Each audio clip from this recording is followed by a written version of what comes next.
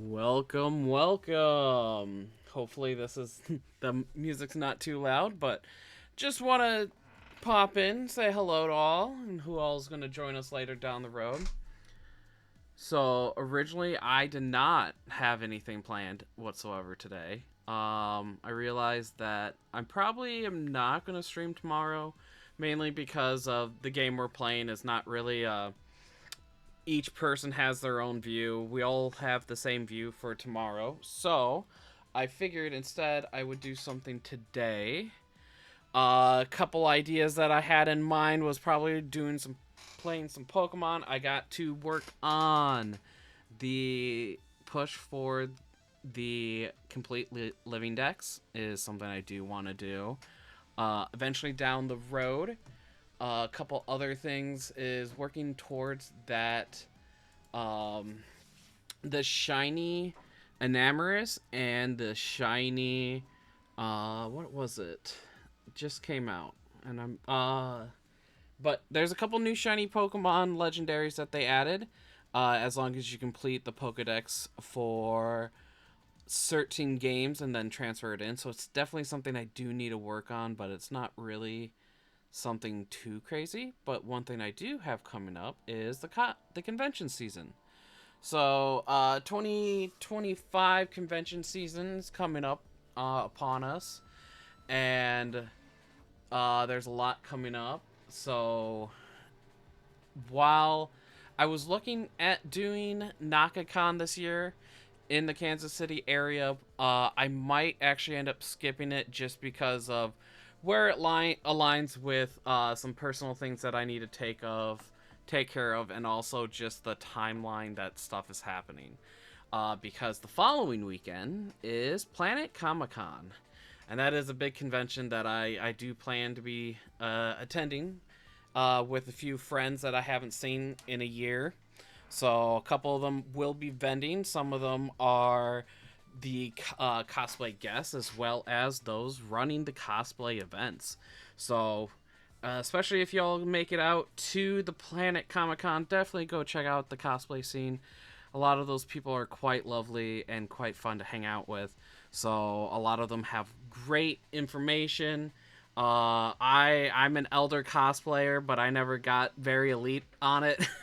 I just did my own thing and took a break for a few years, especially, I mean, many of us did during the pandemic, but that's just how it is. But I do plan to go to Planet Comic Con, and I'm looking at possibly hitting up Anime Iowa this year, and then I might not hit, I might not do many more, just with how things align with work. I lose about a month of just basically full coverage for certain things for about the month of October into November. So it's kind of a downside, but it's only a thing that happens every 18 months. So it's not a huge deal. Plus, I make extra money. So it's not the greatest loss there. A lot of stuff happens, and hell, we're still producing power, so keeps us going. But one of the things I kind of want to tackle today is kind of like going down like the the route of actually making sure I get stuff planned out for conventions when it comes for cosplays, what I plan to make, if I'm making anything additional, if I'm going to make anything new. I really haven't. I have a couple cosplays, but a lot of the cosplays that I've been working on are more like back end stuff.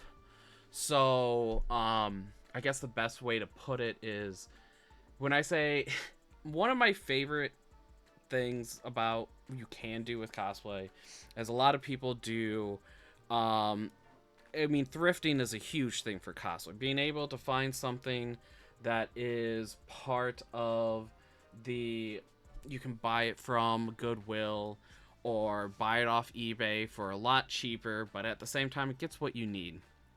And so, one of the things that I do like doing is kind of stealth cosplays. So stuff that is can be generally speaking, um, seen as normal everyday clothes, but actually it is a cosplay. So, one of my favorite examples that I did recently was the dad from Speed Racer. So the dad from Speed Racer, his name is Pops, and so he I mean, all he is he wears khakis, he wears a red polo and a white hat. Pretty plain and simple. If someone notices it, like on the street, they're not going to know it's a cosplay, and so that's why it's a little bit fun. But you can go to a convention and you get those few people that know kind of like the little bit, they go, oh, does he looks like Pops, like, and that's usually kind of the fun part, because being able to cosplay someone, and even just having one person, even if you're as obscure as you are, it's fun, and it sometimes kind of brightens people's days, because not everyone has the same taste for animes, the same taste for shows and all that, so it's easy to kind of get lost in the zeitgeist of everything. So, um, one of the new ones that I'm working on right now is it's Taro Sakamoto. So pretty simple. You just got jeans, a yellow shirt that has the word country crossed it, a green apron, round glasses, and gray hair. Pretty simple. Gray hair can be done a few different ways. I mean, you can get a wig, but his hairstyle in the show is a tied back bun. So the one thing that you kind of run across there is, and you know what? I probably should just bring up a picture. Let's see, Taro Sakamoto.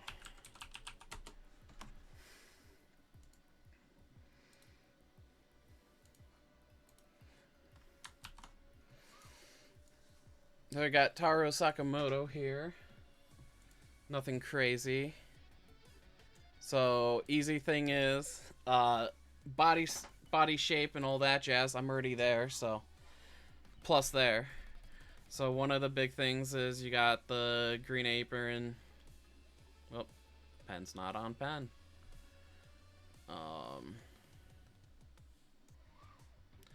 The green apron, yellow shirt,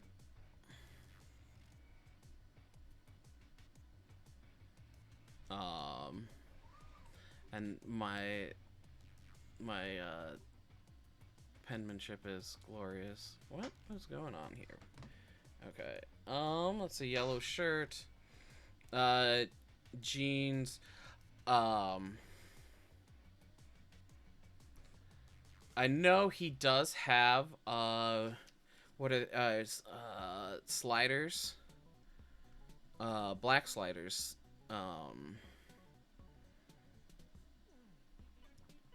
So we got that, black sliders, and then white socks. I know the picture doesn't show this stuff, but it's stuff that I was looking at when I was working on this. Let's get some more space. Hopefully this doesn't screw up too much.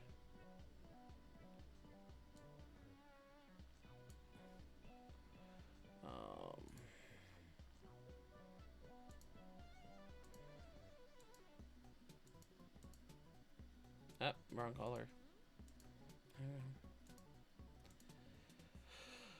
So I got white socks, the glasses.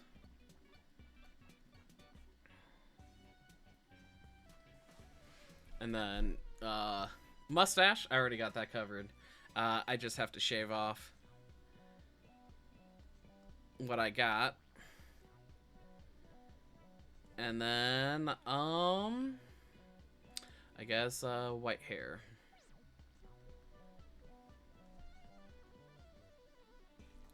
Hair. And that is ponytail. Or more of a bun, actually. Whoops, that is not what I wanted to do.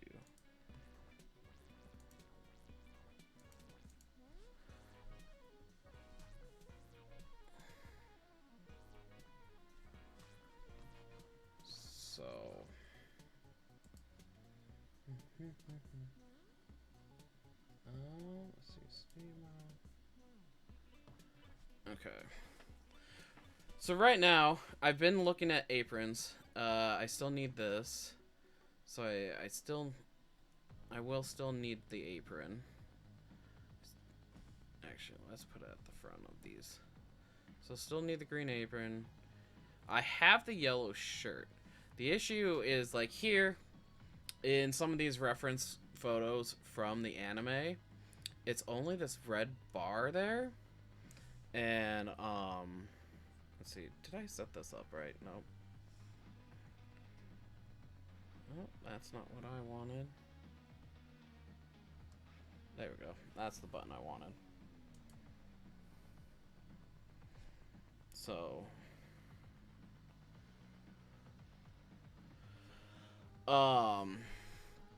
so with the a lot of the anime he has country across his shirt with a red line with a line through it. So right now I need to talk to a couple of my friends just to see if I can. They have, you can buy some of these, but the issue that I have found, and especially with how this cosplay is supposed to fit, I'm more nitpicky over weird things. So like, especially on how a shirt should fit or how the shirt appears to fit in the show. Uh, if I can fit it better or make it look cleaner or more close to what it is, I'm more happy with that. It's not necessarily a thing that I think others need to strive for, but it's just my personal, hey, I can do the extra thing, I can hit the next thing. So it's something that I can try to tackle itself. So let's see. What else is there? I do know the one thing I need to look at is the apron itself has that and a badge. Now, in this photo, specifically, it has him having the word, his name in English, written. Well, I say English, but English characters. While there's a lot of other things that show it in Japanese characters. So one of the things I have made so far is the his name tag, but I did the Japanese version because that's what showed up in the show. As well as if I have a friend that's possibly joining me for this adventure of Sakamoto, so I worked on the Shin badge as well. So simple 3D prints. Kind of, there's a couple ways to do it. If you don't have a 3D printer that can switch colors, there's a couple different methods. The easiest method is just paint what you need to be black. Just paint it black. It saves you a lot of effort, a lot of heartache, and all that. Versus trying to change the filament for specific layers, because that can cause pain in itself. And let me get this uploaded so then I can show it. Okay. So one of the, so you can do the filament change out. It might be a little bit more a pain in the butt, but at the same time, it can be a bunch of stuff. The easiest way to do it, I think, is if you only have a single color printer, just print it white, and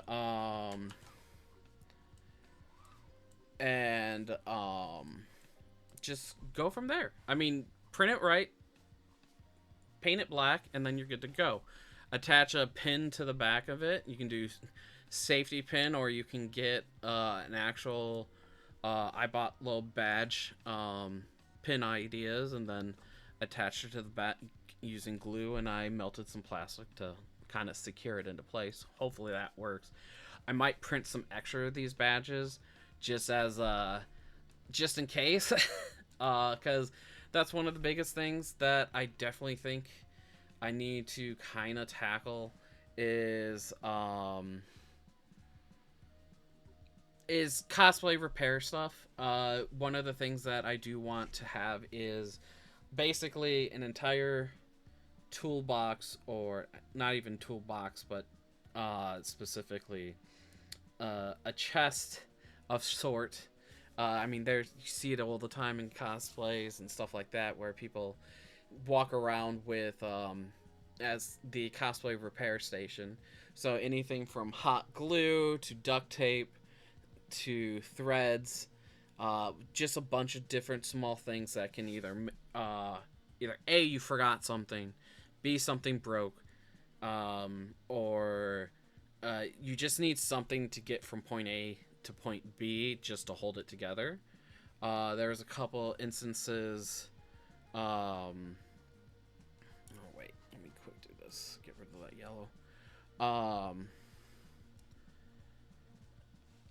Couple of instances that I've had in last year where I first started doing these, or at least trying to tackle the idea of a cosplay repair kit. I'm not the only one that's come up with it, but there was an event where a gal was entering her. It was a Vocaloid cosplay, if I remember right. It's one of the twins. It's one of the blonde twins. I'm terrible with names. And she had gotten to the event, and one of her seams broke. And so the thing that really sucks is, especially when you're going into a cosplay event where you're being judged on craftsmanship and stuff like that, having a seam break the day of is probably the most heartbreaking thing that can happen, especially if you don't have a way to repair it. But I knew I was helping out my friend with this, and so it was one of the things that I told him, like, hey, I know this might be a thing where someone has a malfunction or something just doesn't hold together and it happens. I'll put together a kit. So I bought a sewing kit that had tons of threads, bunch of needles, basically the whole like basic stuff you would need for a small time fix, something that you could go, hey, it'll hold for now, I can fix it later with a full scale like sewing machine and all that. And so because of that, we were able to help her fix her cosplay, go into judging, and being able to go from there. So it was something that I'm glad I brought it. There was a couple other instances where I ended up buying a cordless hot glue gun that helped a lot, quite a bit. And then there were other times where I went to some other events, like NebraskaCon, and just being in the group of people that I was with, a lot of them, surprise, surprise, cosplayers are always this way. We leave everything to last minute. So a couple of them were still finishing up their cosplays, and so that just that alone was something that it was like, okay, I'm glad I brought this stuff. We can fix people's cosplays. We can help finish a few. And the one thing is, and I'm guilty of this as much as the next person, leaving stuff to last minute, procrastination nation. But the thing that I've learned and I've noticed so much is that I have friends that are, when they bring the sewing machine to the convention so they can finish their cosplay, either for the day of or the night before, they're just completely isolated, and so they miss out on what they pay for, and so, which really sucks. And they and so since they don't they miss the event that they're enjoying and stuff like that. And um, it's just, if you can, don't leave a majority of your sewing for the event. Do it, try to get it done ahead of time. Doesn't always work. I'm not a person to judge on that. I've done it myself.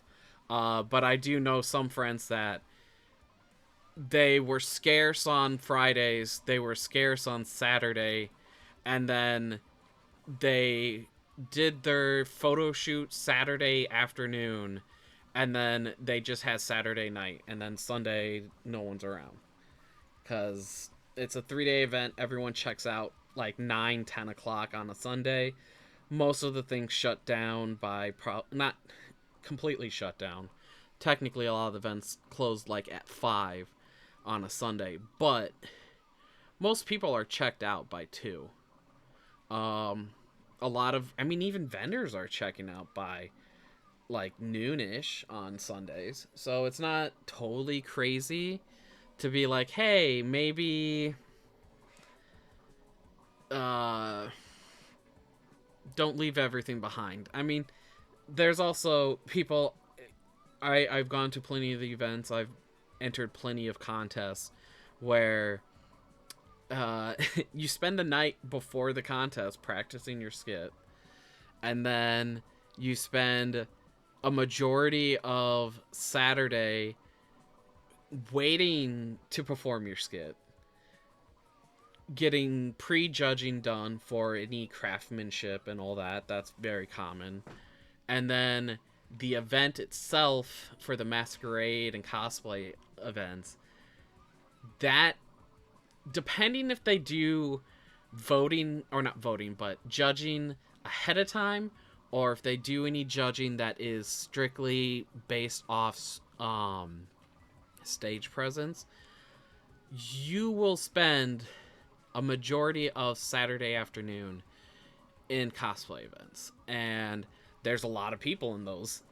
You meet a lot of friends. I got close to a bunch of people doing cosplay events. I started with doing the Hunter from Left 4 Dead 2 with full prosthetic makeup.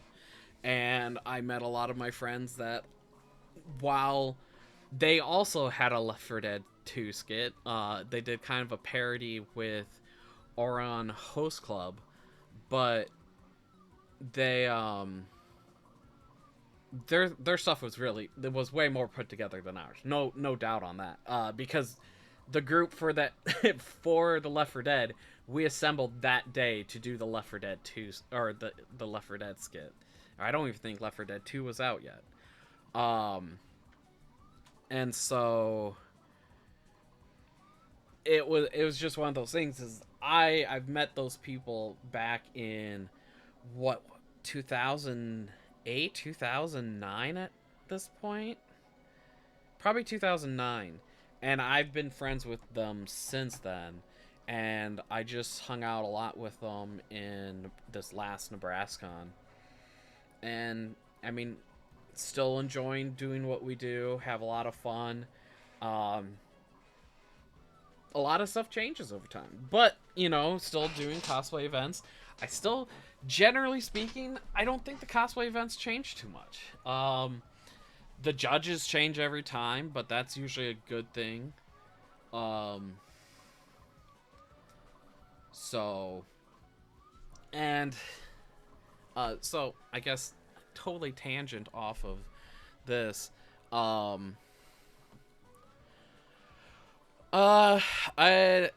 do have the yellow shirt, so god damn it. There we go. Got the yellow shirt. I have jeans. That's easy. I actually have DC sliders. They are black, but they have DC on them.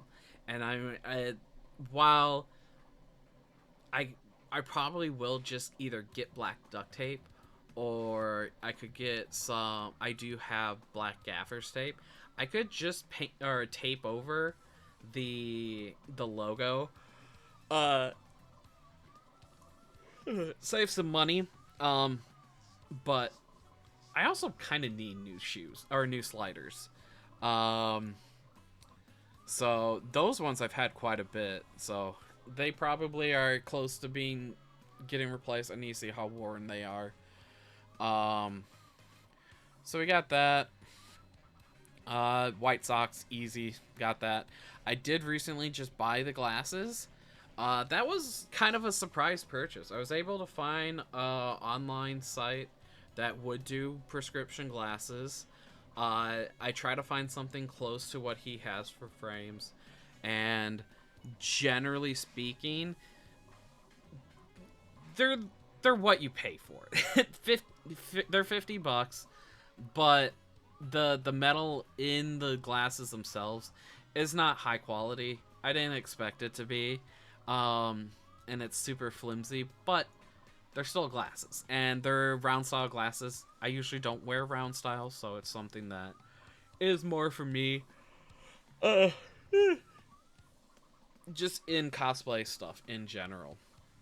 Um, and so that's something that we have done. Mustache, I just have to shave, so nothing groundbreaking there. So I'm just gonna count that, and then the white hair bun thing. So my hair is long enough to put it up in the back, but it's not long enough for a bun.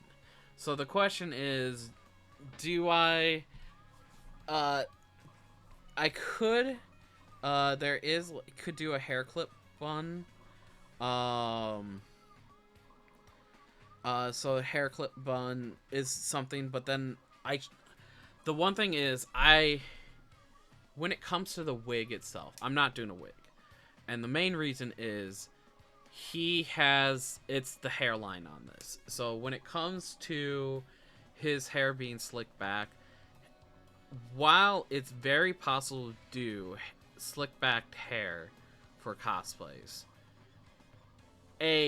that's a lot of work for how much hair. Like, it's not just like the top of his forehead. It's all his hair being pulled back, and to make that look good in wigs is difficult for anybody. um and if I already have my hair long enough, I'll just use it. So the big thing is looking at how I can get the white hair. That's my big thing right now, is white hair, and how I want to do the bun. Because I definitely do not have hair long enough for the bun. I mean, prop wise, pretty easy there.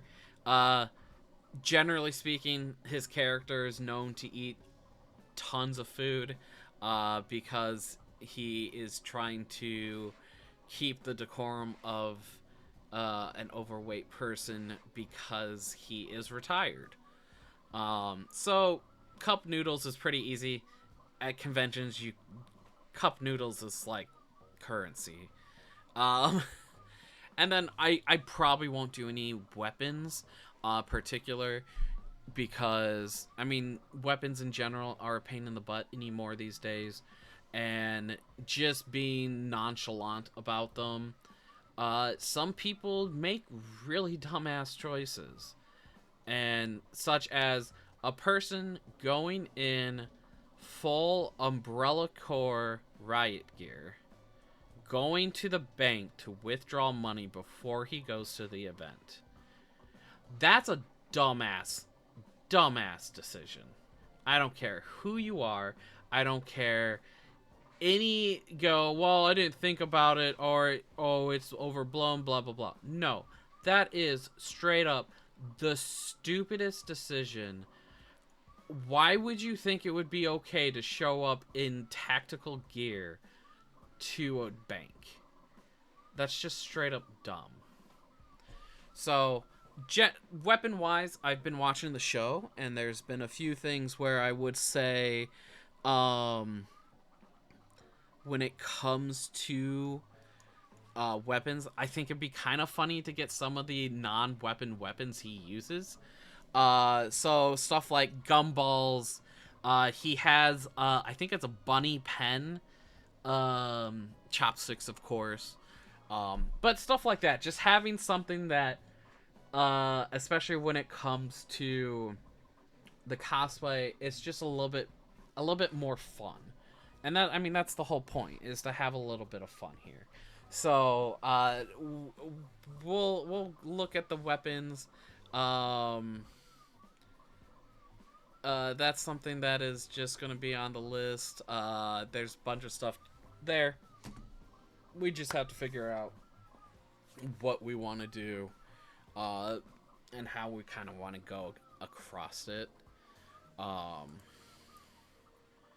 Let me see. Oh, cool. That doesn't show up. Awesome. Um.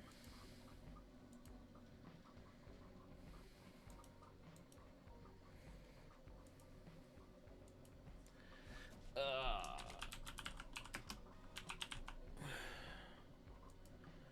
just making sure I save this before I clear it.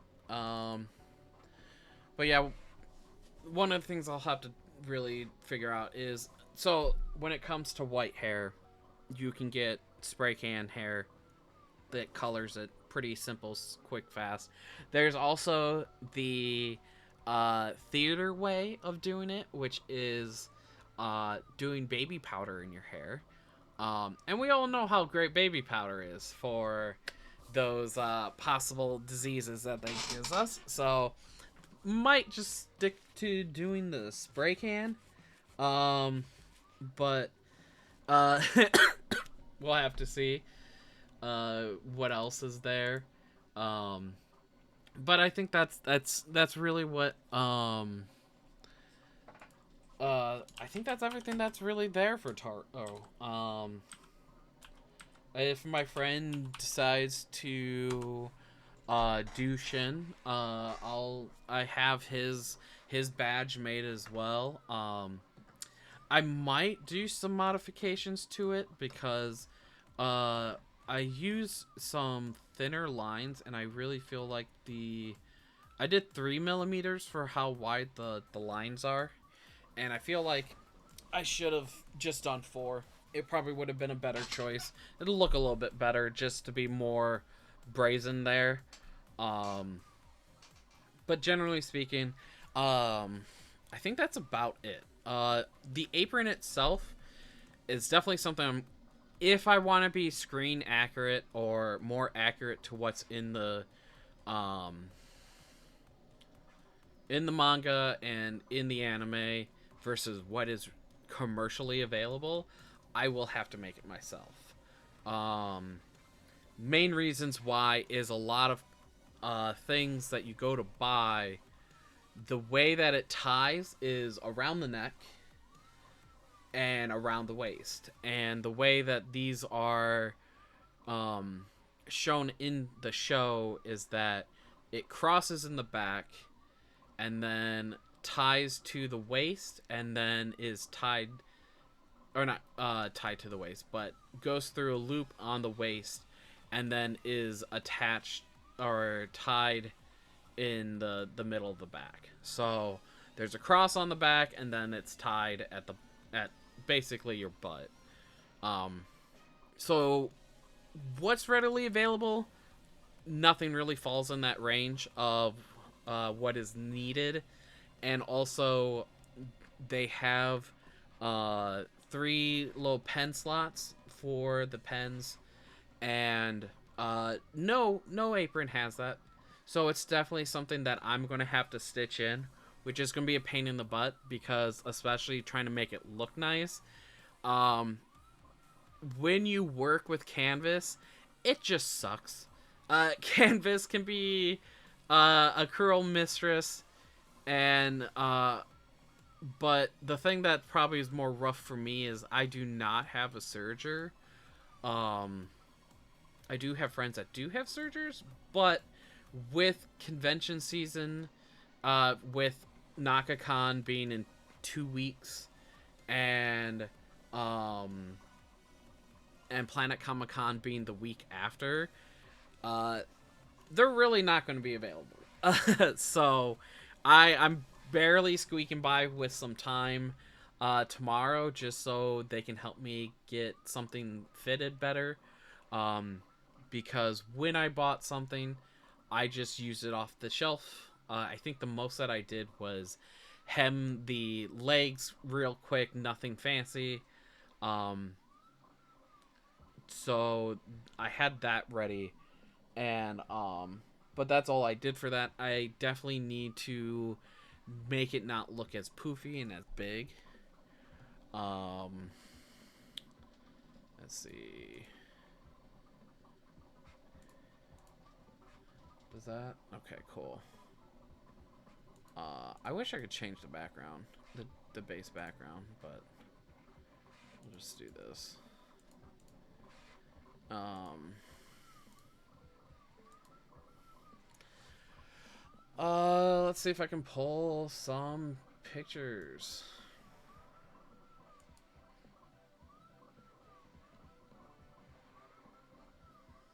So originally, right now I'm working on some more 3D printing of the Spaceballs outfit. I originally did this cosplay back in NebraskaCon last year, and it went really well. As you can imagine, when you cosplay a Spaceballs technician, you get called an asshole a lot. Now, if y'all don't know, that's probably like the best greeting you can get as a cosplay or Spaceballs cosplayer, because in the show, or not show, in the movie, the Spaceballs generally are related, are there's a relation of the surname of asshole. So asshole is very common name in all that, and so it's not surprising. Um, so I can. Those photos are gone. Oh no. Oh no, that's not good. I did not know that was missing.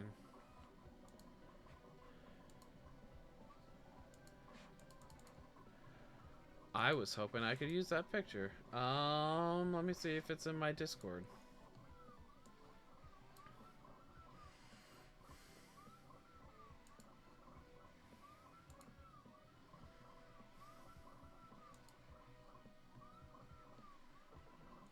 Let's see. 2024 con. There we go.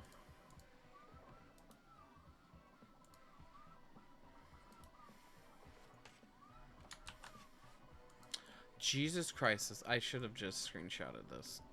No, fuck it.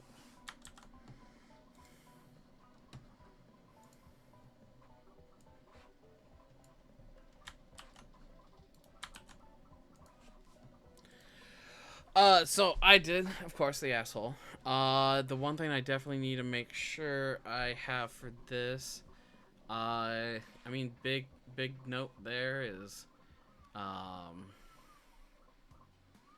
the helmet. Oh, I'm still writing in red. So the helmet. So right now, you can see that I have printing. I designed this helmet. So the original helmet, and I don't know the exact construction, but I know it's very common construction for other Spaceball cosplayers, is that you buy an acrylic globe for lamppost, and then you basically modify it, cut out a place for your head, put your head in. I used hard hat. I had to trim a bit of it so it fit inside.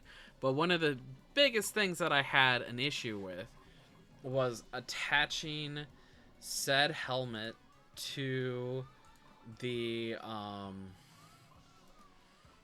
acrylic globe. And while that doesn't sound like something, whoop, while it doesn't sound like something that you would have issues with, the acrylic globe is sensitive to high heat.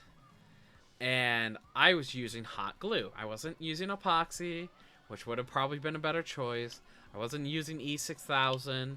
I wasn't using my acrylic glue that I have because I have no idea where it is at this point. And so when I used it, it melted the globe itself. It caved in the back. It looked like you could see the brain of somebody on the backside of that helmet. And so I had to fix that. I didn't have time to, and also I didn't want to spend another $40 getting another globe. The amount of effort it took to cut out that face was such a pain in the ass. And while the acrylic at the top is super thin and you could almost just cut it with an X-Acto knife, the plastic at the bottom of the globe, where the base is by my neck, that is probably close to like a centimeter thick. And so you go from something that's a centimeter thick at the bottom and all the way to like a millimeter thick at the top.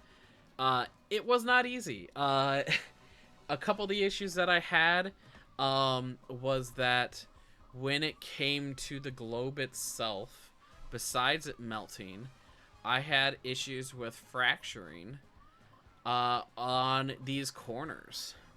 And you really can't see that. Holy crap. Never mind. Let's see. We'll do that. So I had an issue. It might not be, I think it was that side, that it would just crack. Because the plastic was just that flimsy, it did not help. And so, I did a few things. At the time, hindsight, I should have bought a plastic welder. They save so much trouble. I end up actually doing kind of like an epoxy tissue paper fix. So I put down a layer of epoxy, put some tissue paper for some reinforcement, and then epoxy over that, kind of saturated it so that itself would be a lot more structurally sound. And I kind of did that for both of those corners, and so it helped. And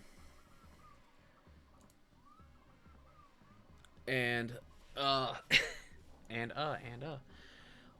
so with that fixed, and I reshaped the back of the head to be a sphere again. All that really was left was making sure that the helmet was in place enough. Unfortunately, the helmet, after I got it in officially, was not as straight as I had hoped. And there wasn't really a going back at that point.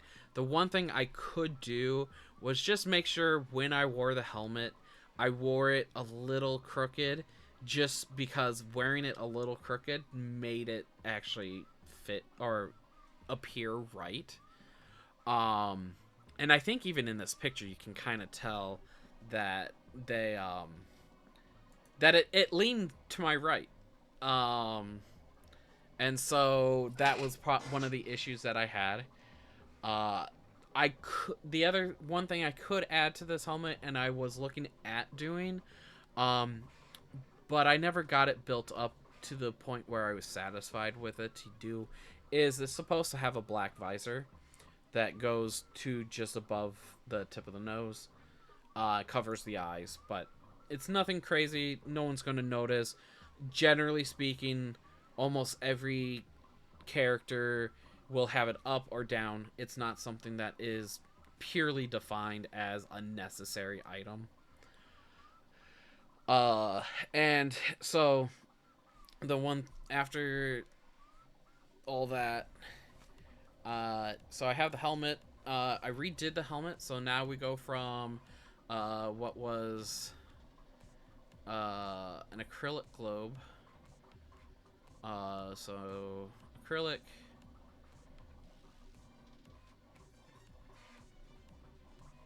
We went to PLA plastic or ABS.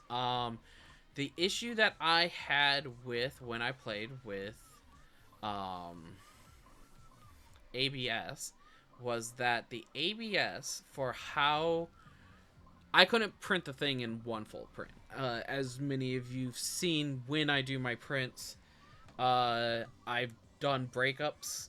So the helmet itself breaks down into 6 pieces plus one liner piece. So the liner actually can fit all on my bed that I have available. That's what's printing right now is the liner for the helmet. For the 4th helmet that I have, I'm working on. And um, so the issue with the ABS, and I know it's a thing, and I'm not. I could be doing something wrong. It wouldn't be anything crazy, anything new.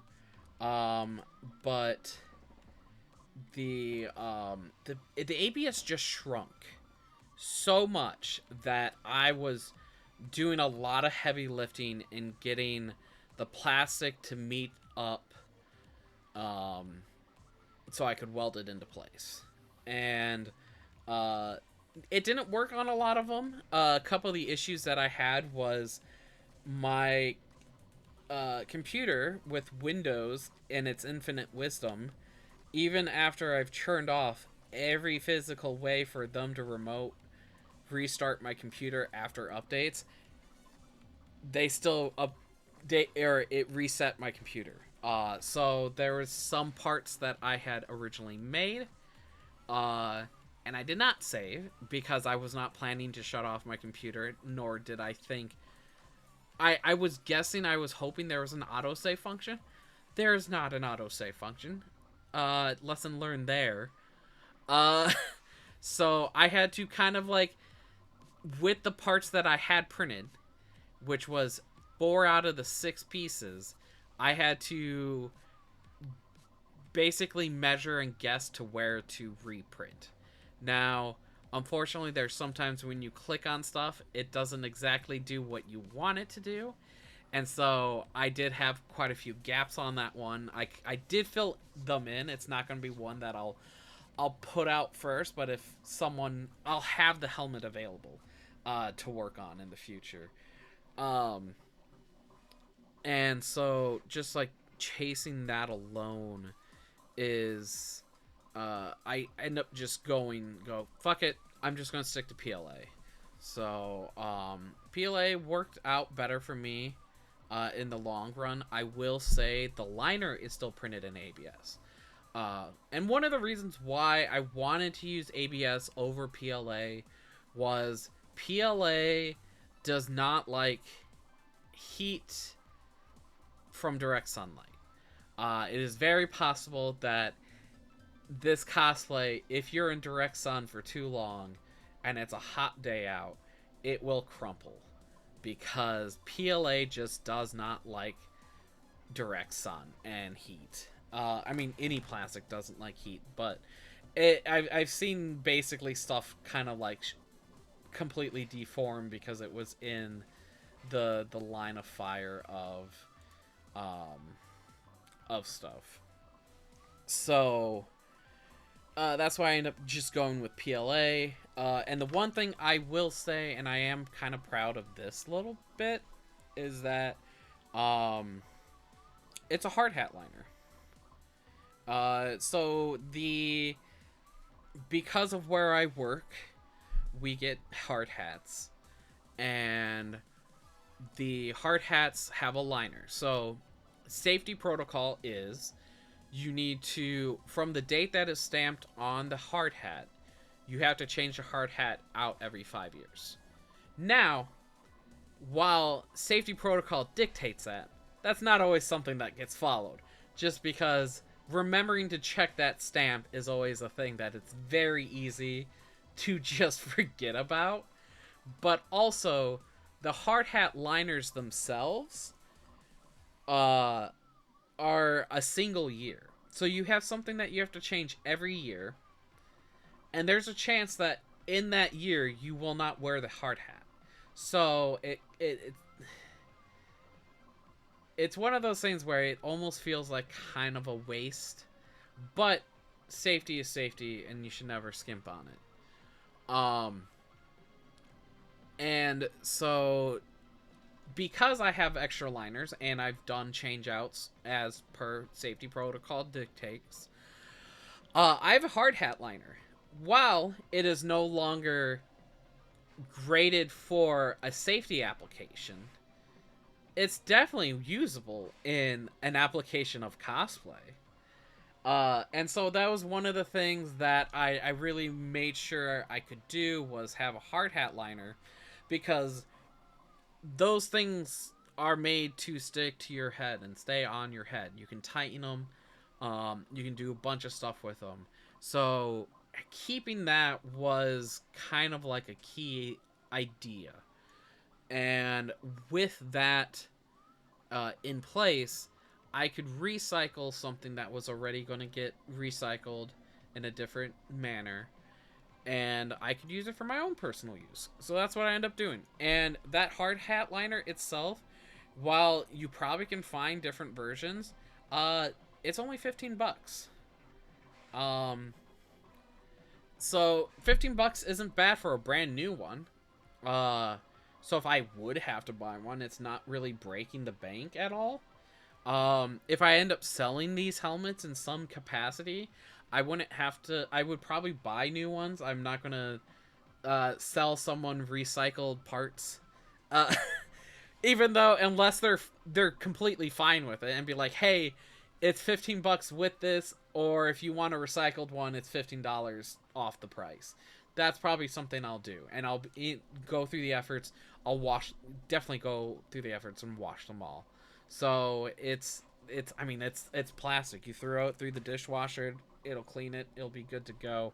You don't have to worry about people's icky hair. So um but I mean that's about it. So that was one of the big things there. Other things for this cosplay is that it's a white jumpsuit. Let's see, there we go. White jumpsuit. Um, so as you can see in this picture, easy purchase. The things that need a change in what I have and what, thankfully, because I'm a short person, legs are always way too long. I have short legs. And so with how much I had to shorten the legs, I have a ton of material. I need to change the breast pockets. Um, the breast pockets in the movie have they're not just the square pocket where you have your pens in. It has a flap. Um, so the one thing I need to add is adding a basic flap over that, and then a little button there. So that's one of the things I need to do on this specifically.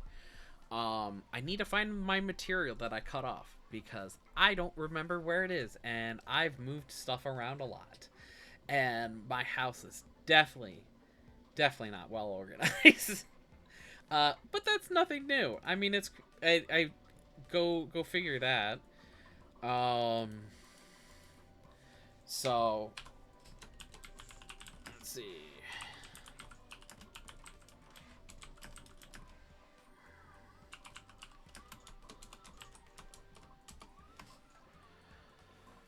Um, that's one of the things that I need to do for this.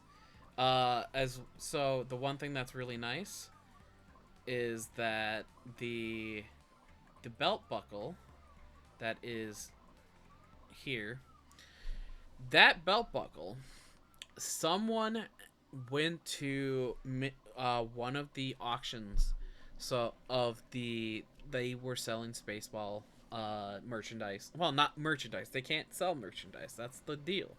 It's basically leftover props and equipment and other things from the movie.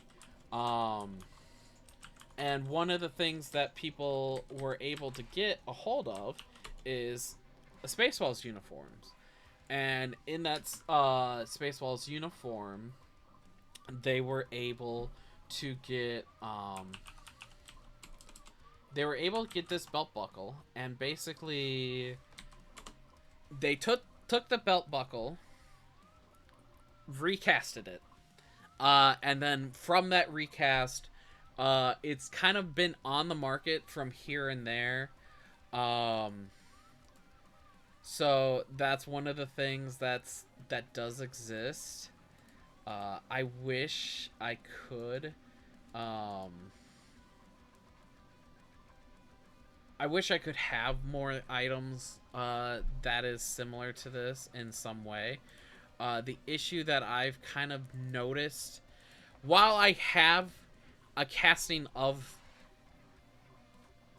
basically my guess is that this was casted, or it was made of replica based off an original piece. So that replica was then used and sold to other people who made replicas and sold those. And so one of the things that I have noticed and I've come across is that there are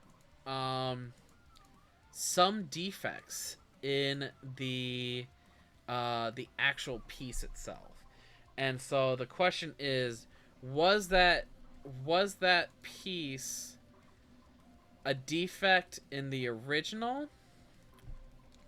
Which I don't think it was. There's a couple, from what I've seen in the defects, is that there is a scratch by Scroob's face, and then another thing is that under Scroob's nose is kind of like there's extra material there. And so one of the things that I want to do is go back to what I have for mine and just do some cleanup and try to make it look more or try to get it restored to what the screen accurate one was, instead of getting like the 10th generation casting of an actual prop from the thing. So the thing that I'm always curious about is because when you Google like Spaceballs, like belt buckle and stuff like that, you get the same pictures from different vendors. So you don't know what you're gonna get. And it's kind of a pain, because I've had it where I ordered the piece, and the person basically sits on the part. And I assume these are made to cast. They sit on it for a hefty amount of time before they go cast it, and then once they cast it, they they just they sell it. It's weird, because the thing is, and I've looked at a bunch of these, is that the vendors, that they all use the same pictures, which kind of sucks. And there is definitely casting flaws in some of the things that they have shown, but unfortunately I'd have to rewatch the movie again, but I don't really think there's a clean like close up of just the thing itself. And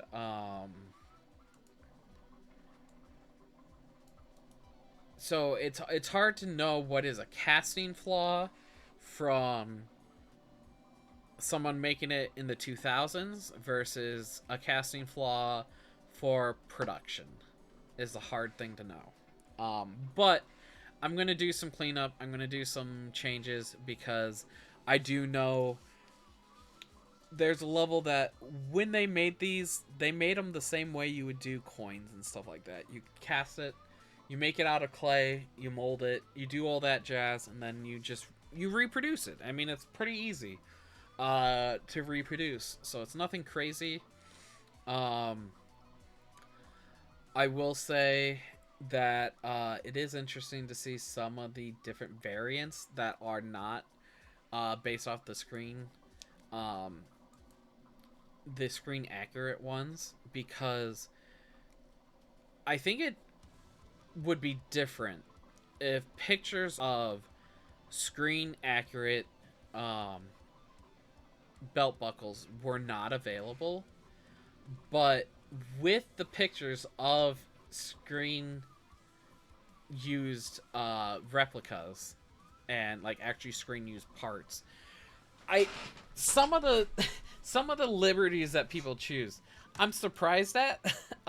Definitely might be more based off a person's skill level for if they do 3D modeling or if they do sculpting themselves. That's definitely something that is always going to affect you in some way. So, just generally, um, recasting is not a thing that's always. It's definitely something that is heavily frowned on in the cosplay community, because you're basically stealing someone else's work and trying to claim it as your own and trying to make money off of it. But the issue is there are people doing that from the originals from the movies, so then the question is, where does recasting not okay anymore? So it's it can be a handful of different things here and there. Um, let me get rid of this.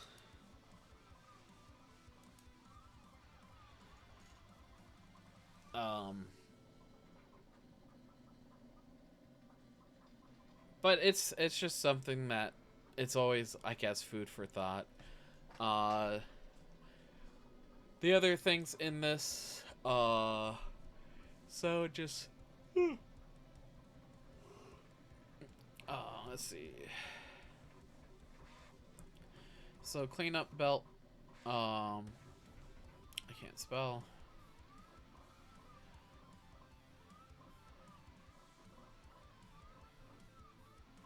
Um, cleanup belt buckle. I want to do just as a thing that is on the list. It's not something that I'm going to jump at doing. It's just something that's like, hey, if I want to do this cosplay and I want to make it more screen accurate, this is a thing that is like an extra thing. Um, and then the the last, I guess the last, there's also the turtleneck. That's easy. That's, I mean, just a purchase turtleneck. I did think about the idea of just getting a dickie, because that would be funnier. Is to have a turtleneck dickie where you're just wearing um, like a white uh, A shirt underneath, and then just have a dickie. So then if you took it off, you would be in. The other thing is, I have to look, but I'm trying to think of what would also be funny for underwear, even though I do not plan at all taking clothes off while I'm wearing this. If I have this cosplay and I do, like, we go partying at night, I think it would be funnier to be in um basically underwear while wearing the helmet.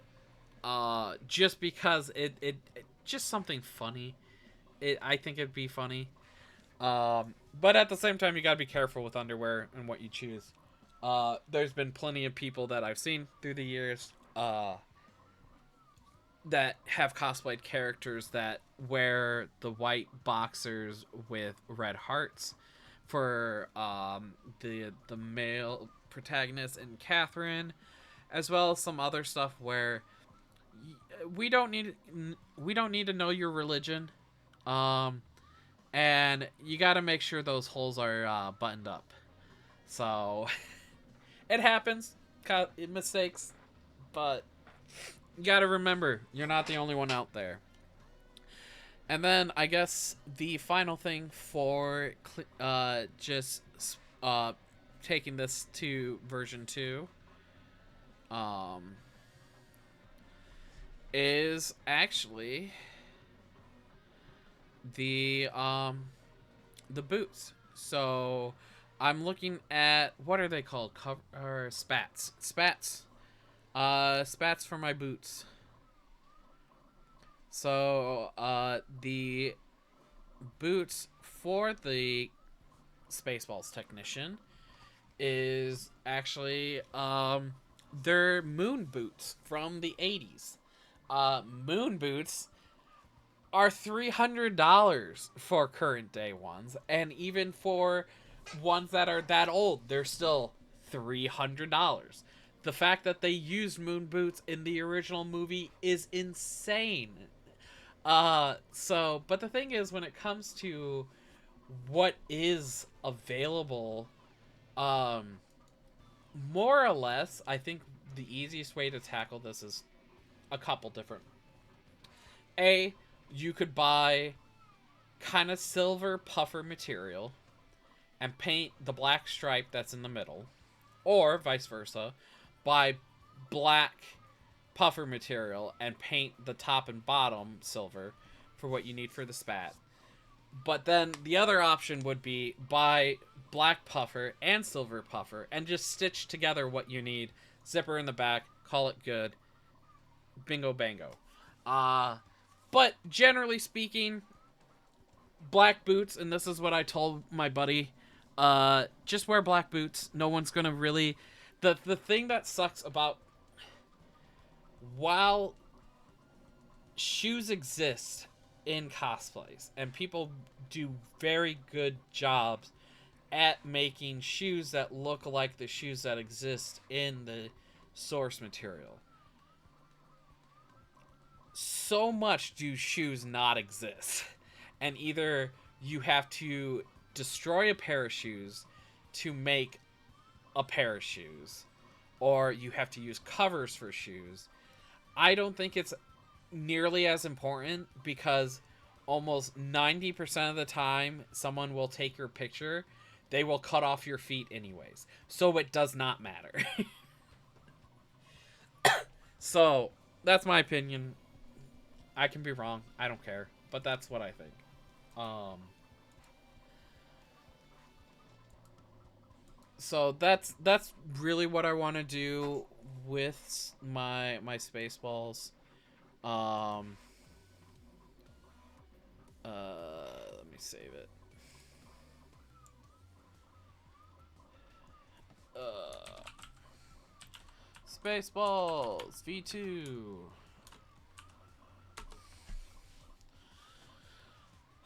Um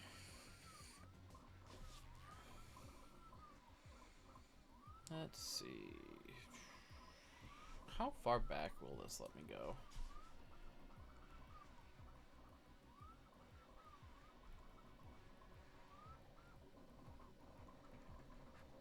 Oh, it goes back pretty far. Oh, well, that's my max. I'll just see if I'll know. Let's see.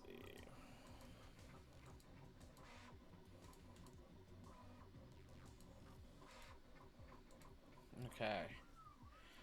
So, I think cosplay-wise this year, those were really my only two bigger plans that I kind of had. Um, when it comes to cosplaying, I do have a few other things that I do want to do this year, and one of the things that I've kind of talked about a little bit, I don't know if it'll happen at this point, but it's still something I want to do. Just the issue is, um, I'm not the only person in the what we want to do. So basically, a lot of my friends from college, uh, we enjoy watching ghost hunter shows, um, and so one of the things that we really discussed was, hey, why don't we actually do ghost hunting? Um, and so that's one of the things that kind of like, hey, um, how do we want to kind of tackle it? The issue on why I say that it's possible it will not happen this year as much as I really was hoping it would. Um, People have lives, and those lives don't always go to plan. People have hard times. People get sick. People move on. There's a ton of different things. Um, but just in general, once we're all comfortable and willing to do it, whoop, that's not what I want to do. Nah, still not there. Um, just do a straight line. Fuck it. So, the one big things that we've discussed is location. There's a ton of haunted shit out there. At least people claim there's a ton of haunted shit out there. It's the best way to put it. Um, Out of the group, I'm probably the closest to being what is considered a believer. I think I'm the only one that has any level of that. But it's not discouraging because the thing that I look at a lot of these ghost hunting shows as something kind of fun to do and stuff like that. But the issue that I have with it is that so much stuff is either forced, um, liberties are wildly taken, and um,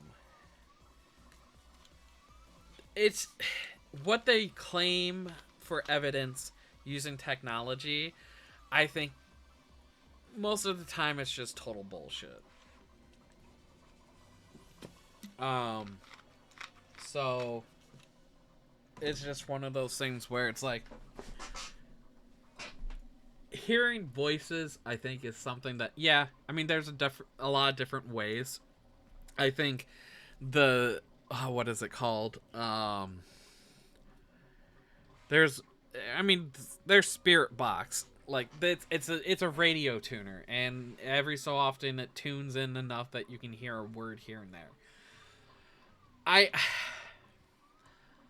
I don't, if we're talking about beings that can exist over time, and basically they can learn technology. I guess they could learn. I mean, you watch the show Ghost. There you go. Um, but they can learn technology enough how to use it. I don't. How would they be able to, um, be able to pick out a word from a scanner as it randomly goes through when there's no predictivity, like predetermine what things are being said? Like I don't see how that is conceptually working versus um like uh, having electromagnetic interference. Like EMF is a thing in itself, but at the same time, like, how does that technology work? And that's like something that I'm curious on how someone has determined um what works, that counts, what counts as ghost evidence. Like, how do we determine that that works for that specific thing? Like, I would like to know history behind it. And like usage.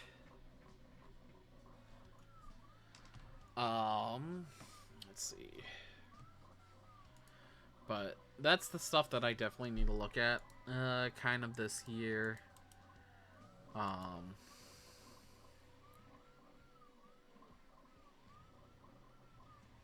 there we go. Oh, I don't think I posted. Did I do that twice now? Probably not. Let me check.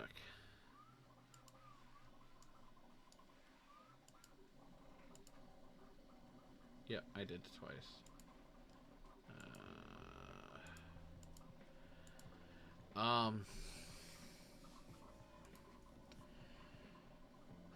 So there's technology, location. I mean, that's so when it comes to location with what I've talked with my friends, um, location is a big thing. Due to current, uh, I don't know the best way to put it. Current transportation.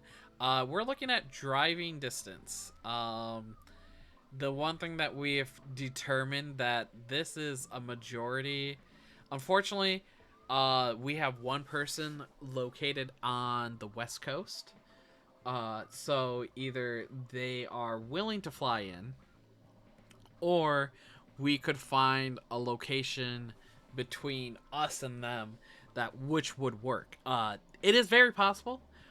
With what we've kind of determined, is like a 12 to 18 hour driving day. So you drive there one day, you stay in a hotel for one night, and then the second night you'd be at the place. A lot of places don't let you stay until 6 a.m. I think it's probably like special things for like TV shows and stuff like that. A lot of places that I've seen, they end at like 3 to 4. I think sometimes 2 a.m. is probably the earliest I've seen. um but then you would want to rest. So the if you could fall asleep when you got done with the hunt, just because of the amount of anxiety that builds up while standing in the dark for multiple hours, uh, you're gonna be tired regardless. So it's definitely a weekend trip. A lot of us have work on the weekdays, so it's not something that you can just like. People will take time off to go do. Some of us could work from home, so that's something that we could do as well. Just try to just kind of work around that whole thing. Let's see what else is there. Uh, so we do overnight uh stay, and then which there's some locations that are actually fairly close to Kansas City area, which it's like, hey, Kansas City area works for me. So uh I could just drive home at the end. But uh I think that's like really the big things. And then, oh, I guess the other thing is you need to do history and history and research for it. Um so I do believe um if people were to watch us do this, they would like to know about the location. What is possible different ghosts that we could either possibly interact with and other stuff. Um, so there's a bunch of stuff that can be there. So nothing too crazy there. Um, hopefully that's where that'll be. I'm trying to think of, and then so I think I've mentioned it, but I'm not gonna like straight up just talk about it. Is what about gimmicks? So if you've watched Ghost Hunter or Ghost Adventures, uh, there's a ton of stuff out there that there's some level of gimmick sometimes of what is happening um, at these places, and so it's there is a gimmick that we've kind of come up with, because the one thing that you, as a viewer for anything, you do not get to experience the part of the ghost hunt that is probably the lowest, um uh probably, I say lowest, the most boring part of a ghost hunt. So when it comes to ghost hunting, the thing that they cut out on everything that you possibly are watching is they cut out dead air. And so, very commonly, as you would expect, if you go into an abandoned building uh, and just scream into the dark, uh, you do not get responses in either at all or in a timely manner. And so it's one of those things where uh, you kind of need to just find something that's like, hey, what can we do? You have some people that, well, my gimmick is to agitate the ghost and try to start a fight with the ghost. And it's like, okay. There's levels that you can say, like aggravation and stuff like that can play into the roles of um, responses that you can get from the ghost in certain ways and all that.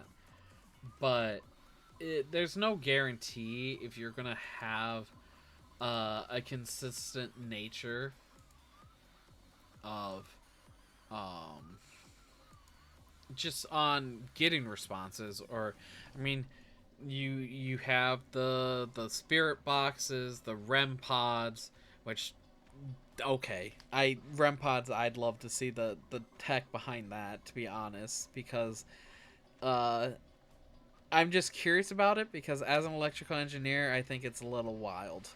Um, it's just one of those things where it's like, I think someone learned about something basic and claimed it did something, and then people all ran with it, and I don't think that's what it really does. Um, because even there's a level of even the idea of how um, the maglite thing works, where the you have contractions and expansions of metals when it comes to how a maglite works, tightening and loosening it and all that.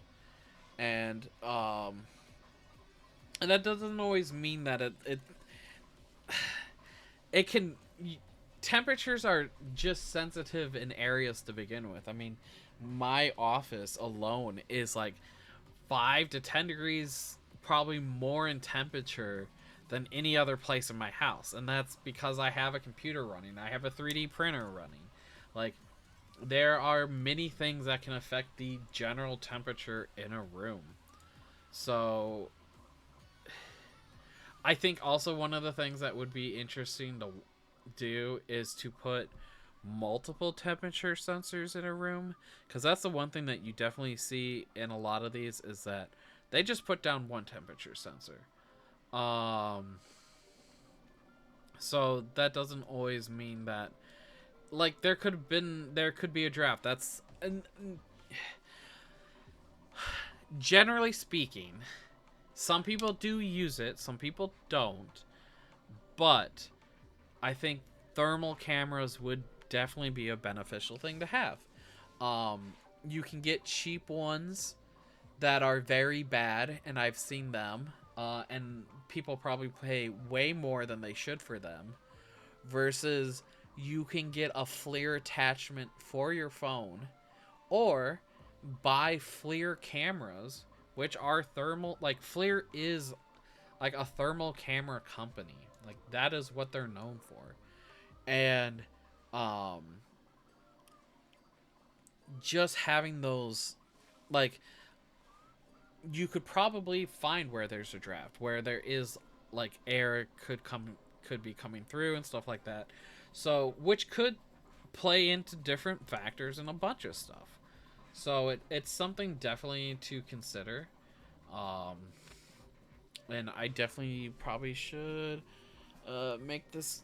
How much space can I do this? Okay, let me do this then. Uh,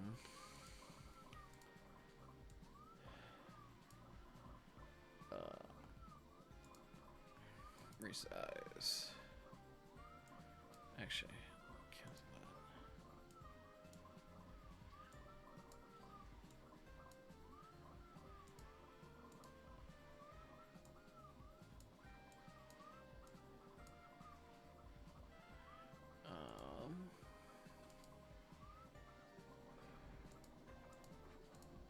that. That's definitely not the color I wanted. Um.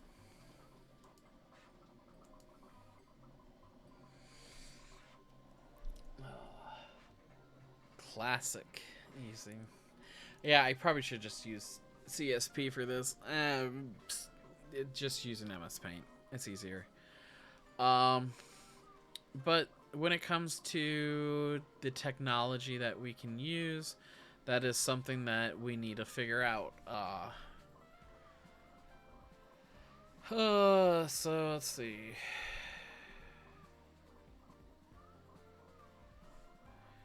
So we got tools. Alright. Let's go down here. So we got tools. Different stuff that you can probably use. From what I've seen, and I think there's a level where there's some stuff that exists that some people can swear to their lives for, while others, I mean, it's hard to know if it's something that is legitimate because you can't really prove or disprove that it is or is not what it's intending to do. People that claim it works, go, hey, this proves this.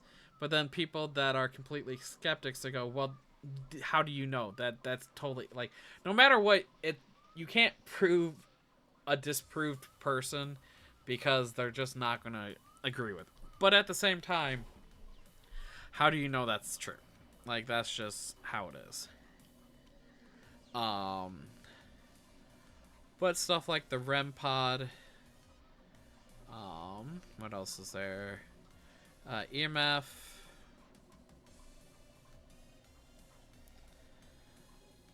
Let's see. Spirit box.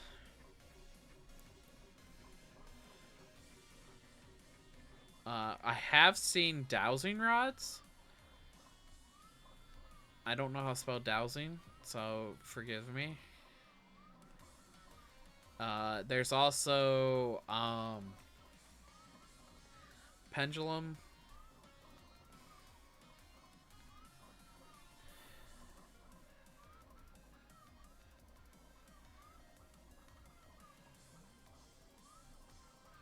One thing, and one may say, why won't you put Ouija board on this? And the main reason is most locations ban Ouija boards. I don't know why.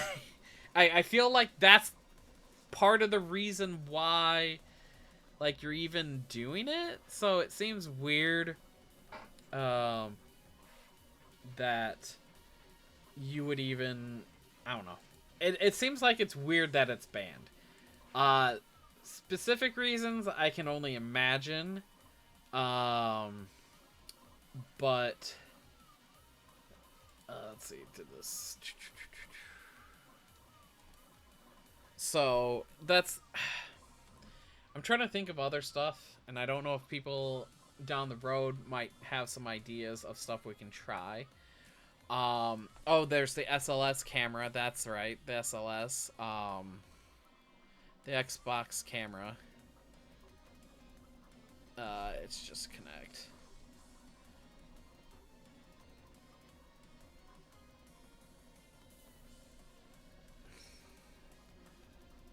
let's see what else is there. Oh yeah. I mean, I talk so much about it. Thermography.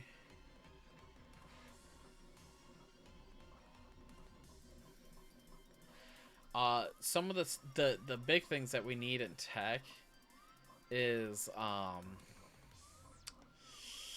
microphones. Uh,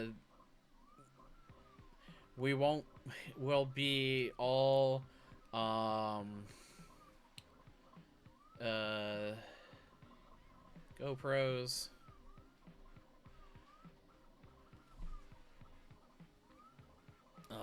What else is basic stuff? Night vision camera.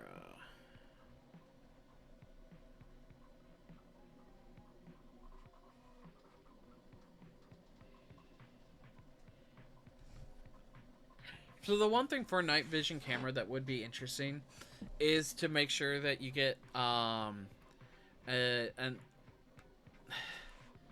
infrared light, because that's, I mean, that's how it is, but like just like an infrared like flashlight.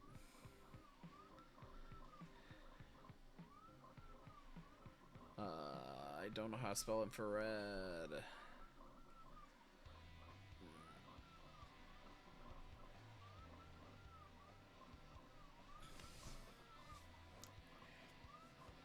Oh, let's see, what else is there?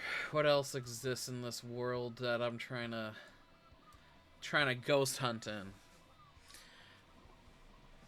Oh, uh, audio recorders. I mean, that's just like extra audio recorders.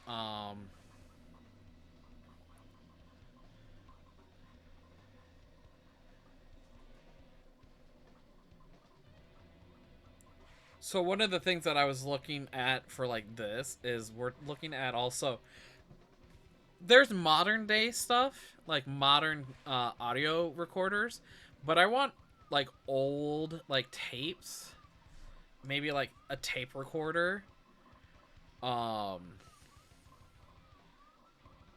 a tape recorder, and then also like you get something that is newer. um so I think that would be funny, or not even funny, but kind of like we're not just depending on modern technology. You know, I mean, ghost stories have existed through eras. They stuff has been experienced in many different ways. Just the one thing is, and this is something that I've always enjoyed. Now that I think about it, I'll put it in the tech. 360 camera. So that's always something. And then live stream. That is also a thing that we were talking about, is actually live streaming this. Just because it'd be fun, I think. Let people kind of see what we see. I've seen other streamers do it, so it's something that just seems kind of like a fun thing to do. But trying to think of any like major things that are quite common. I mean, we could probably watch a Ghost Adventures here and there and try to see what else is like good tech that they make up as legitimate empirical evidence. But there's to each their own, I think, or I guess in the best ways. Um, and of course, damn it.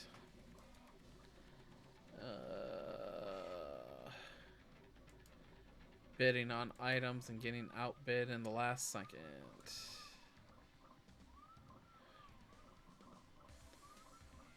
I freaking hate that.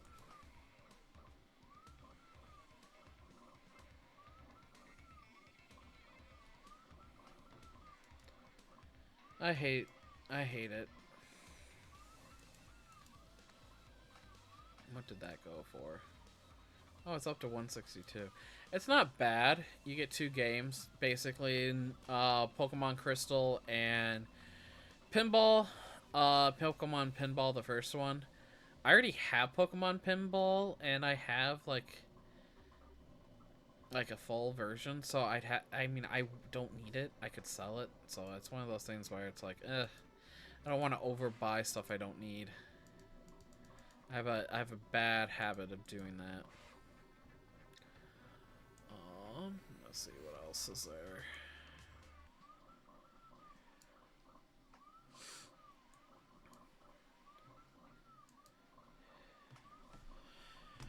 Let's see, go something gear.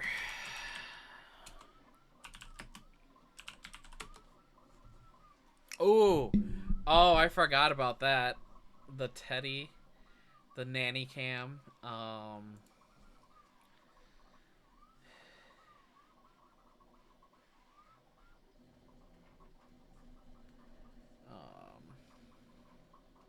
Whoops.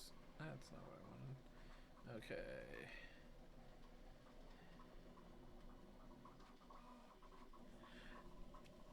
Let's see.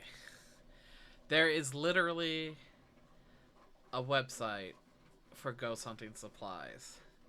Holy shit. The Ovulus, which is the thing where it's supposed to take EMF and a bunch of other stuff and give you different like words of like what's being said in the air and whatever. That is $600. There's no way the tech that goes into that is $600. Maybe the programming on some level, but good God.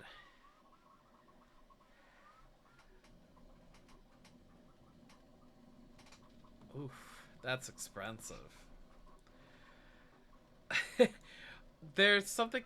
What the hell is a spirit candle? It's just a USB powered candle? How is that a spirit candle? And why is it $100? Oh, okay. It is an EMF sensor. But the thing that I have an issue with that is that like my little sister at her wedding had these exact same looking candles and they flicker naturally. Like I don't see how.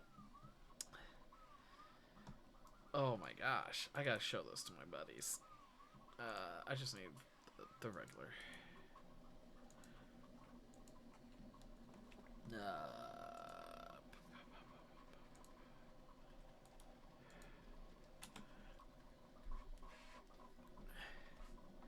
Let's see what else is there. What exists in this ghost shop? Let's see. Audio recorder. A dead bell. What the hell is a dead bell?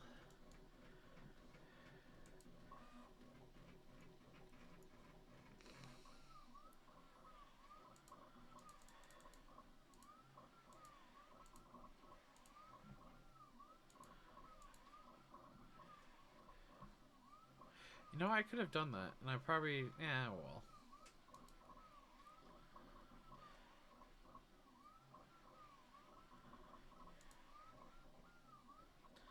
Let's see, a dead bell. Step back in time and embrace the eerie elegance of a bygone era as you embark on a paranormal quest like no other. The dead bell are a exquisitely crafted device. It just looks like a normal bell on a box. Our exquisitely crafted device is trusted companion in the enigmatic. I can't even fucking world of ghost hunting. Yeah. What does it do? It's definitely not. You just said it is a bygone era, and you call it new technology. Those two words or two definitions don't coincide. God damn it. A bell that rings with EMF energy or touch. Though the dead bell appears to be a classic reception bell, it holds a secret. It rings not by press button, but a presence of paranormal energy, powered with, a battery, with advanced EMF sensors. It rings when it detects fluctuations in energy around it. Stuff that is produced by batteries and phones and cars and computers and anything technology. Um,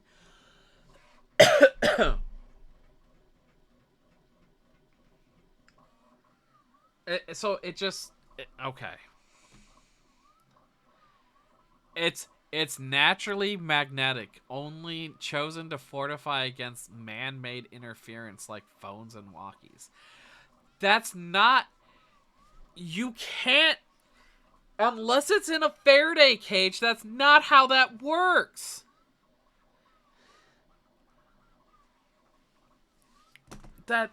Jesus Christ.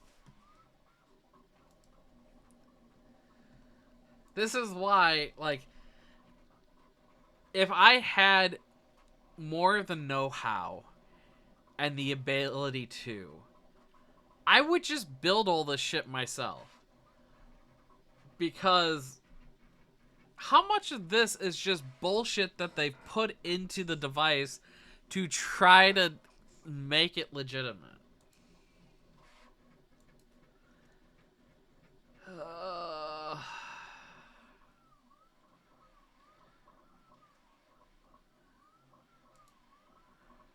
Spike, yes, no pod. What?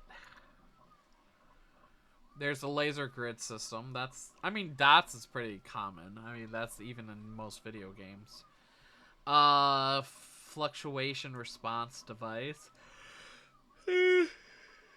Oh, where are they located?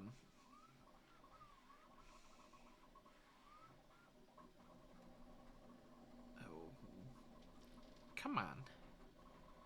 You show that you have a store. Oh, they're in Virginia. Okay. Whatever. Okay. Okay. My only question is, for the stuff that is naturally magnetic, how do you shut it off if it doesn't use power like that? Like, you're still gonna have batteries. Because then it would just sit in your house and constantly go off. And then you're gonna be freaked out in your own home.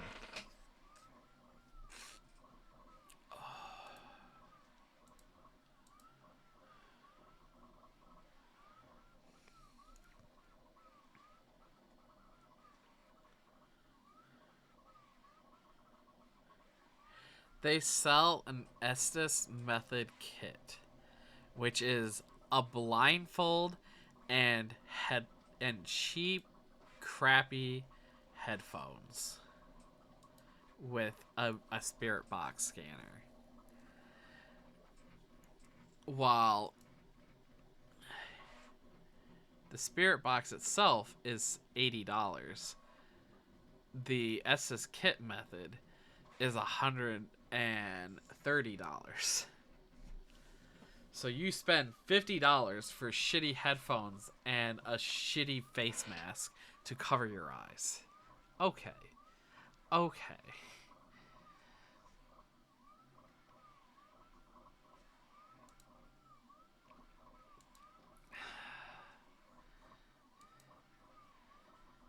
Oh, Jesus. I don't know.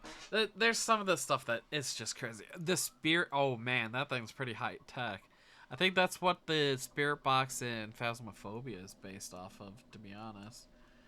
Um. Shoot, where'd my web pages go? Oh no. I guess I must have closed it. Whoops. Let's see.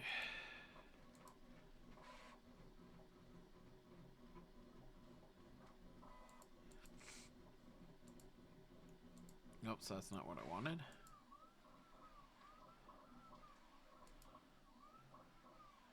There we go.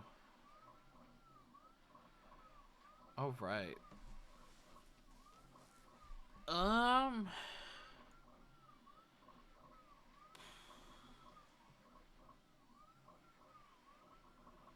Yeah, there's definitely a lot of stuff out there. I don't know about. I feel like the when we start throwing random technology in and claiming that it's something that is legitimate, I think it's kind of crazy. Like one of the things they have is a basic audio recorder, and I need to see how much it.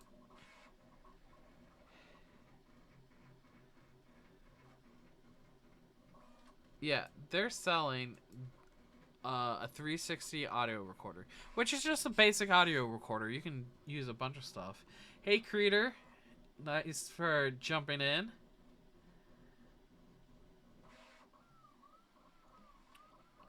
Um, but like the company itself is selling it for 270, and it's sold out, which is insane to me. When the exact similar items on Amazon is $180. Like what's so special about their version that it all of a sudden is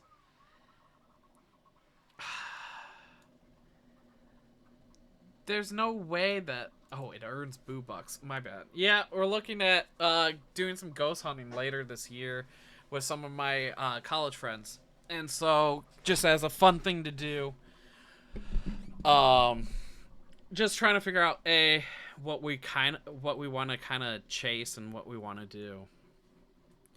Right now we're looking at different tech and stuff. Uh, Generally speaking, in the group of my friends, I'm the closest to being a person that does believe in ghosts, but the issue that I have is I don't think a lot of modern methods that are used for ghost hunting are very legitimate.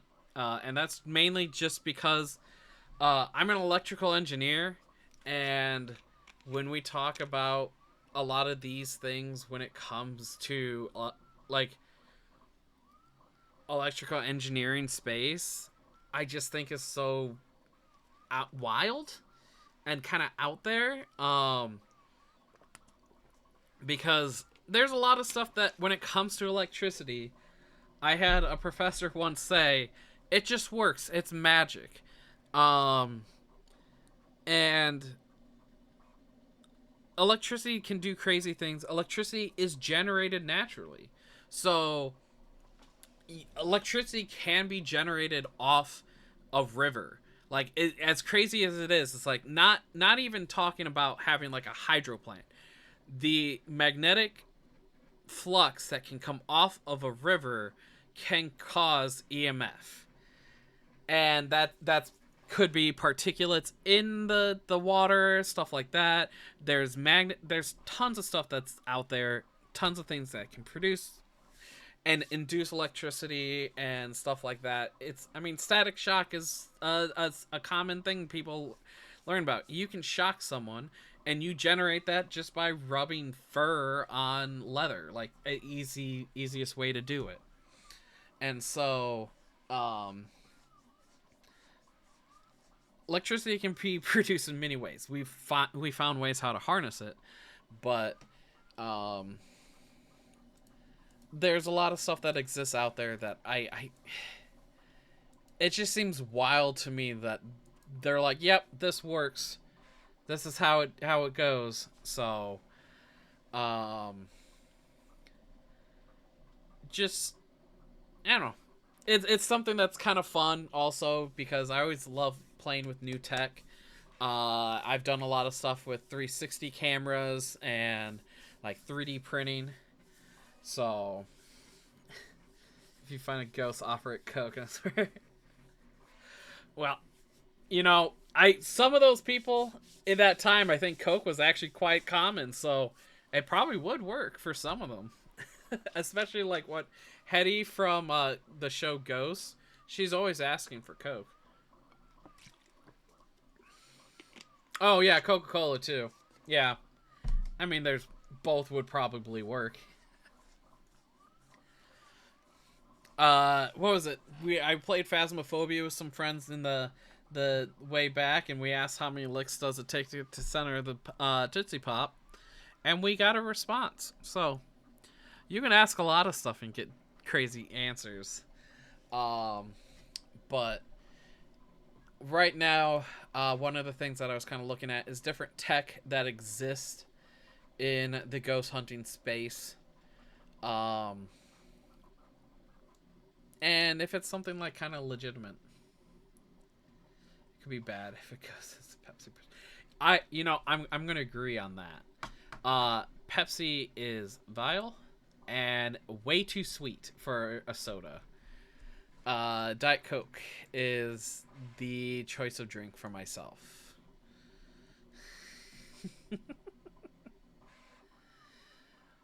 But do you like sweet soda? That's the thing. That's I for me, I think when it comes to like the difference between Coke and Pepsi, Pepsi's just too sweet.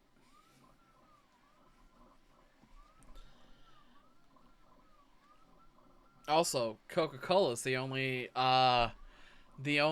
company in the US that can bring coca leaves into the US. So, they still use it for flavoring.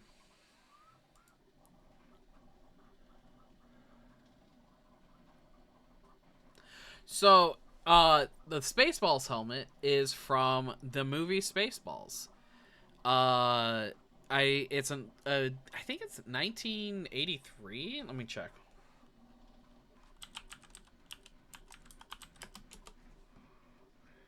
87. Yeah, so yeah, it's one of my like more favorite movies of all time. And for being a cosplayer for 16 years now, I guess. I've never done this cosplay. And so last year I ended up doing it, and I I took the version that I made last year and go, I want to make it better. I want to make it tweak some stuff that is more my stuff that I would prefer as kind of tweaks to it. And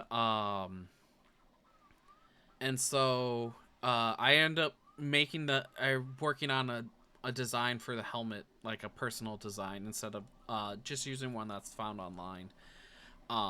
Because the original one I used an acrylic globe for, and I had issues. And so while the cosplay itself turned out really well, um, I still wanted to tweak it and make it more accessible to more people.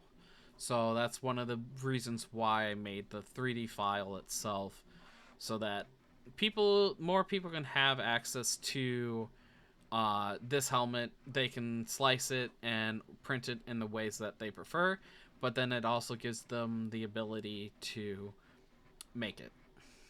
And I don't care about I'm not gonna make money off this stuff. It's too much work. So that's a lot of what I've done in the past. If I do, I still have. If you're curious, um, let's see. This is the cosplay I did last. That didn't help. Um, this is what I did last year, as I mess with the aspect ratio. So it turned out really well. Um, and I just wanted to. I have a bunch of friends that kind of wanted to join in.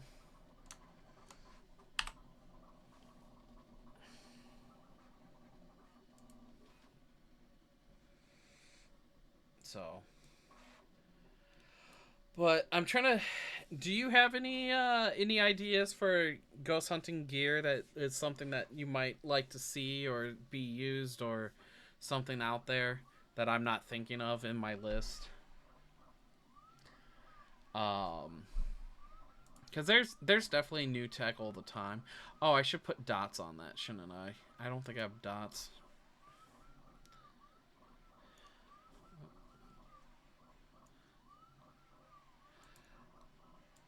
And I do have a Connect. I think it's they call it the SLS, which is the Connect.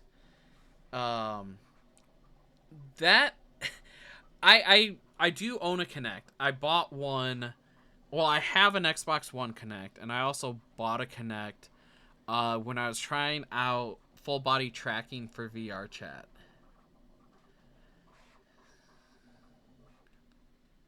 I mean, Pizza the Hut was Pizza Hut. I mean, he was a gangster that ate himself. It was gross. That's definitely for sure. Um,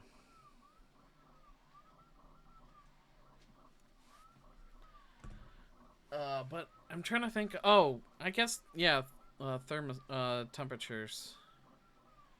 Uh,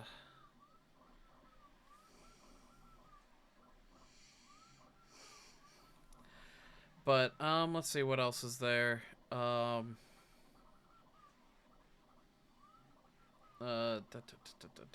thermostat, not thermostat. Just like temperature stuff. I can't think of the name.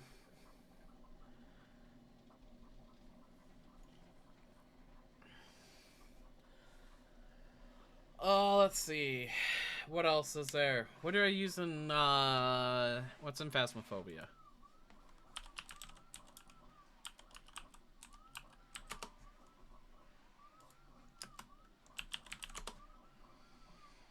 Phasmophobia equipment. You have dots, EMF. Oh, we could try ghost writing. That's always something that I think is interesting. Just because you definitely, I mean, it's as close as you're gonna get to Ouija boards since Ouija boards are banned in most places.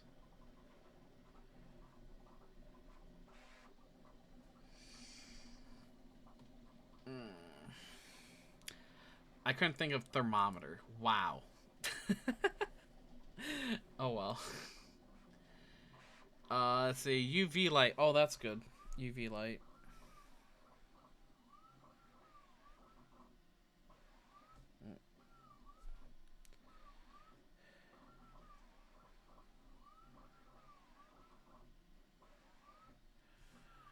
Let's see. We have cameras, flashlights. I mean, that's basic gear.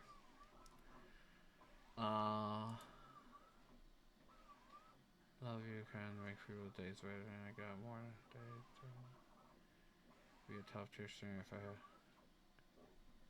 All right, that sounds great. Thanks, Creator, for checking me out. Yeah. I haven't done a lot of streaming in the.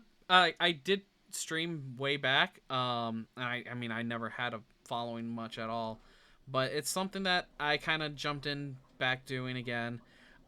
Just using a little PNG tuber just because it's a little bit easier than worrying about a camera and all that. But I do appreciate you for coming out and definitely jumping in and joining the conversation. I do appreciate it.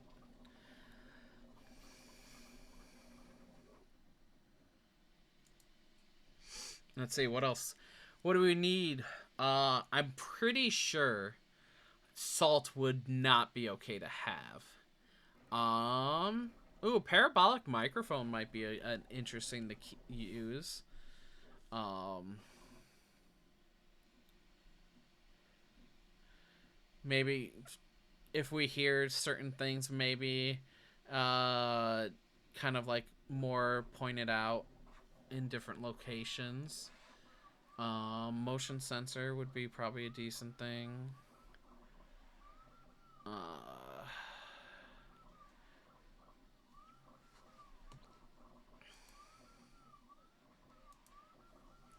let's see what else is there. Uh, firelight. No, no, no. Don't need any of that. Pretty good. I don't think sanity meters are much of a thing. I don't think bringing a monkey's paw would be a good idea.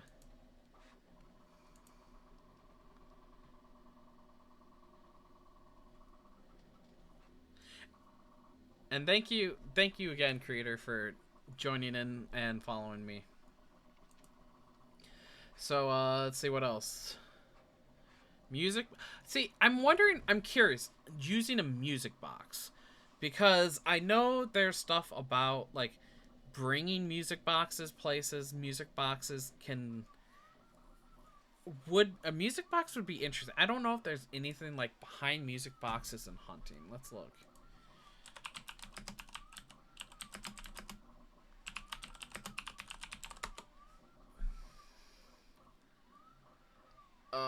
There's literally a paranormal music box. Good God, that's $400.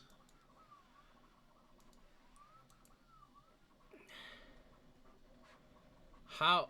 It's just a basic music box. With what do they add to it that it takes 2 9 volts? Good God.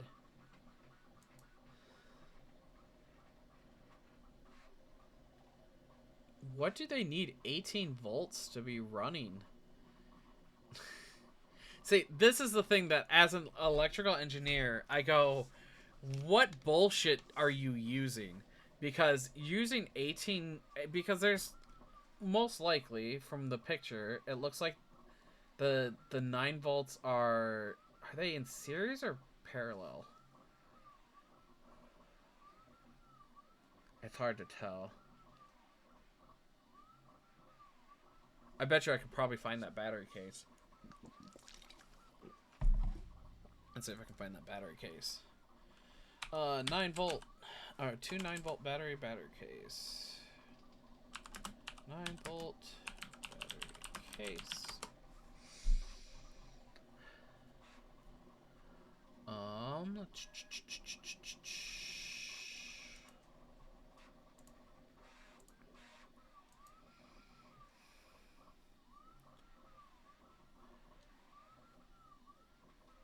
Okay. No, nope, not seeing it.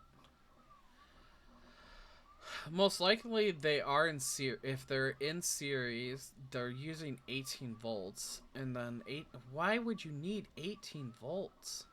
See, this is the other question: is why aren't they just using a lithium battery? Why are we using 2 9 volts? Because 9 volts are definitely not known to be a good long-term battery usage outside of um, smoke detectors.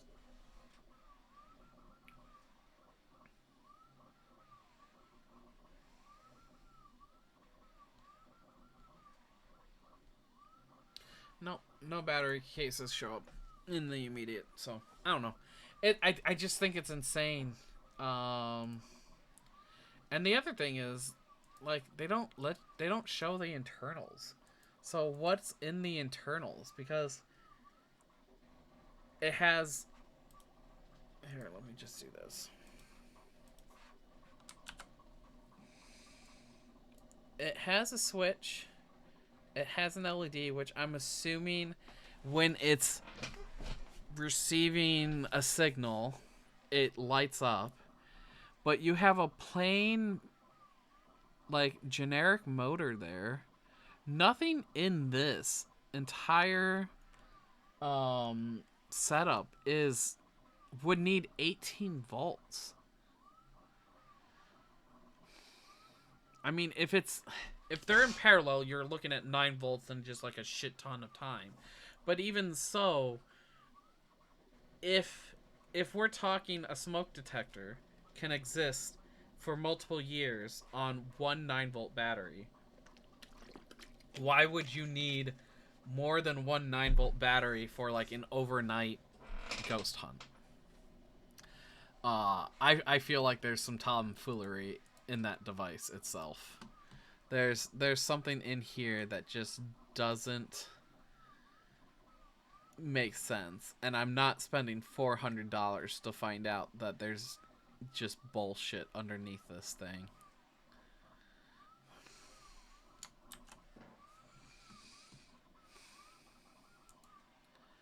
It has 4.6 out of 5 with 69 ratings. Nice. Let's see. What's the 1 stars? Let me look at the 6% 1-star reviews.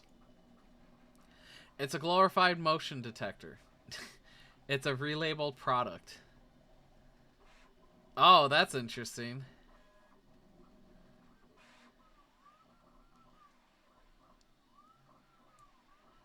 Team Laxton.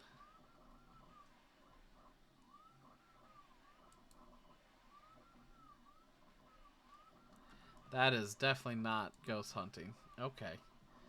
Okay. Let's see. Ghost hunting.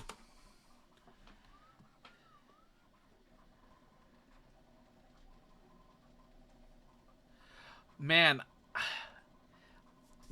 this. I mean, it's a Swedish ghost hunting team. I think it'd be interesting to see other. But if I don't know what they're saying, it's gonna be hard to watch. Let's see.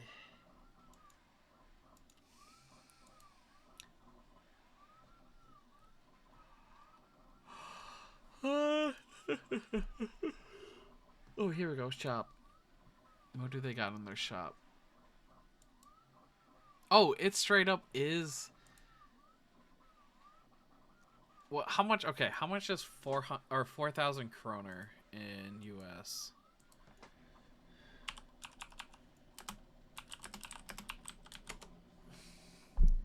It's $400 in. Yeah.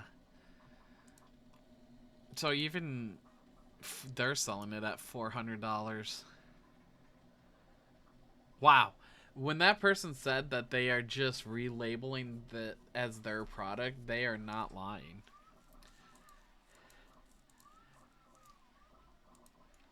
And that would be probably why I couldn't find that battery pack, because if it's a Swedish company making it. Let's see. Let me get some translate to English. You must place on a flat surface. It seems very interesting that it has to be a flat surface. Do not stand in front of it when activating. When you press the start button, it calibrates it to the nearest object. Save calibration, blah, blah, blah. Remember to insert 2 9-volt batteries in the correct direction. Only use if it's more than 10 degrees Celsius. That's nothing crazy. It's almost like they would know that temperature is negatively affecting electronics. It's not water resistant. The rubber band is replaceable. Oh man, I'm glad about that. Jesus.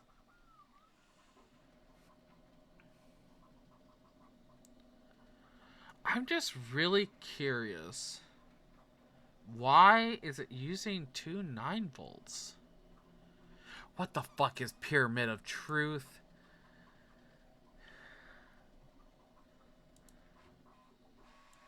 What the fuck is this? Clears. It's a poorly 3D printed pyramid. Good God, that's ugly. And they want like $300 for this thing. Clears answers, color changing lights for quick reference, audio alerts, clear audible indications, rechargeable battery with long life.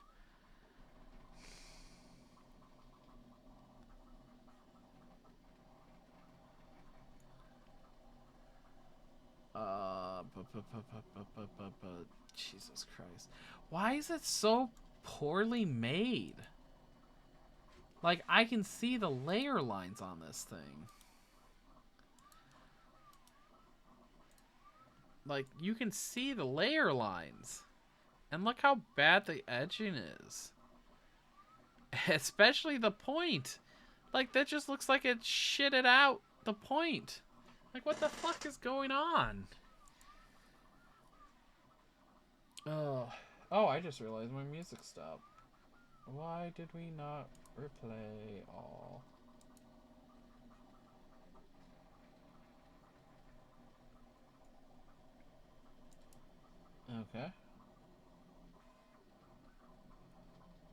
Oh, I do need to test that. Okay. Well, I'm getting I'm getting nowhere with that stuff is not. It's making me mad. Um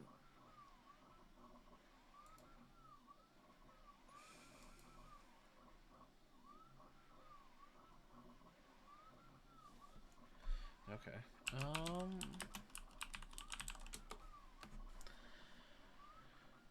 Okay. Let's see.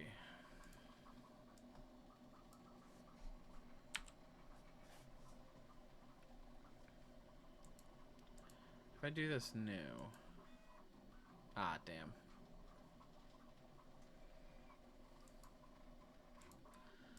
Bucket. Yellow.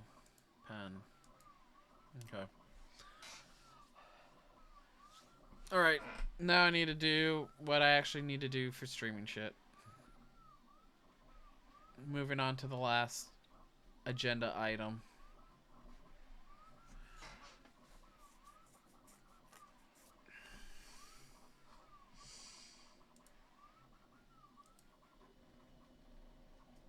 Let's see. I do. The one thing that I really want to work on is more reactives. Like I do have my normal guy, my little goober guy. I don't need to write that. Oh well. More reactives. Um, One of the things that I'm looking at is more mute icon, or a deafen.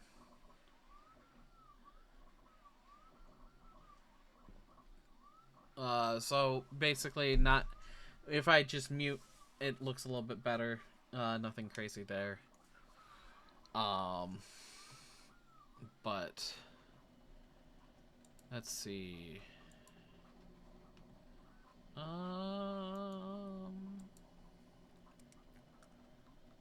that makes more sense. Okay. Let's see. What are things that I need to do and not have done? Uh, Oops.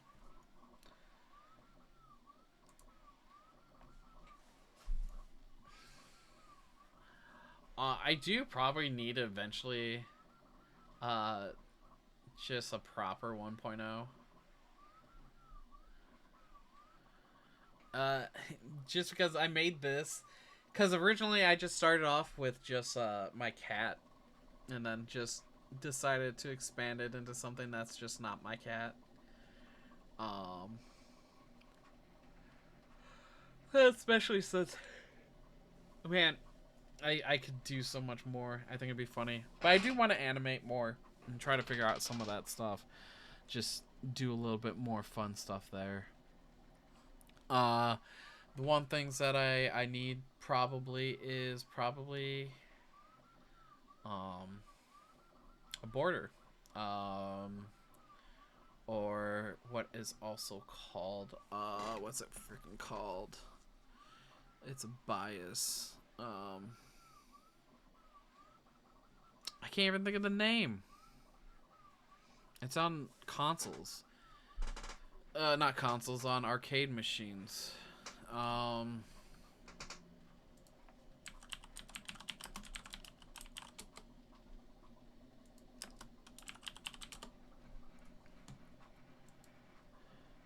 the bezel. That's what I'm looking for. I need a good old fashioned bezel.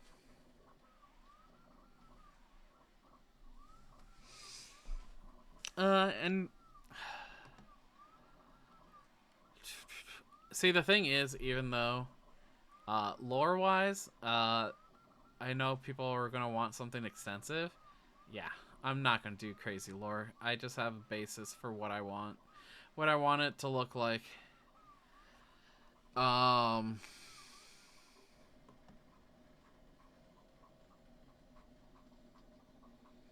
hmm. Get a nice bezel. That would be nice. Let's see what else is there. What are things that are good things to have for a stream? I mean, props and all that stuff like that shows up all the time on the social media sites. People are fantastic and have things freely available with credit, and properly so. Whoops. Let's see. I mean, the one thing that I could also do is at some point, change Gooper into just like um, the Goober guy into just the mascot.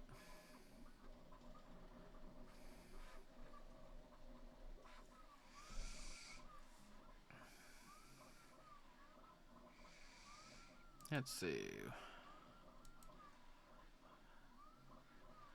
I mean, one thing that probably it always needs to look at, and something that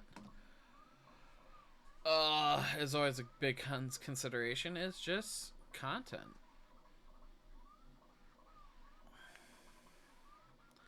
Of course, there would be gaming, and I do want to do some cosplay progression stuff. I think it's one of those things where even for people that go, hey, I'm just gonna jump in, lurk, sit in the background, and just listen to you talk or listen while I work on something. I mean, because there's like right now I have my helmet being printed, the last part I need for that one, and some people find some stuff soothing.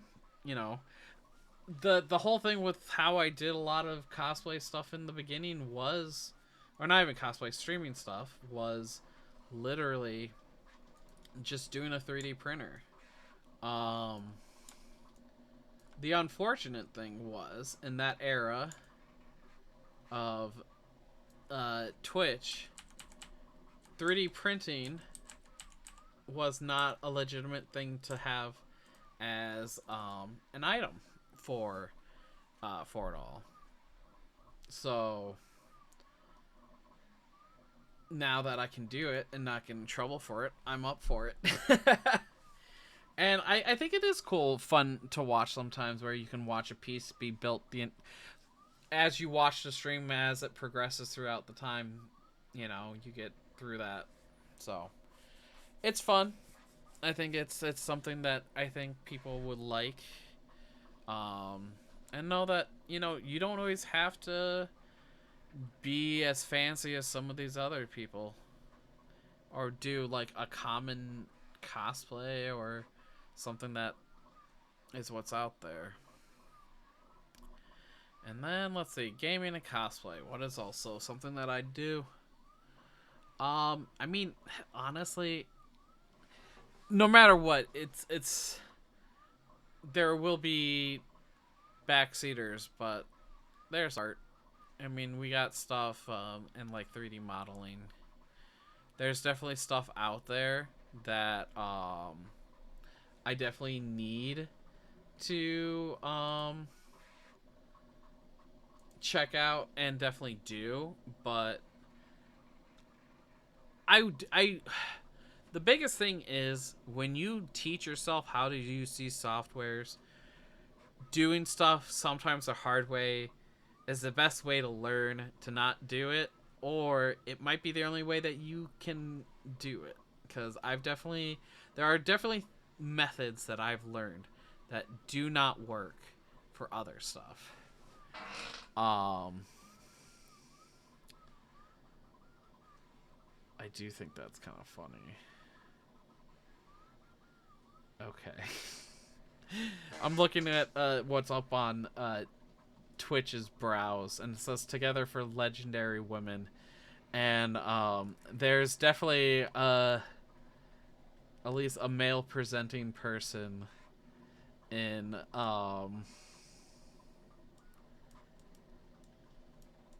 the. It's like I don't think this person was supposed to be caught in that, but who knows? I don't know how they run their lives. I don't care. Definitely interesting thing. Okay, they're doing 10-hour birthday stream. Jesus. Um.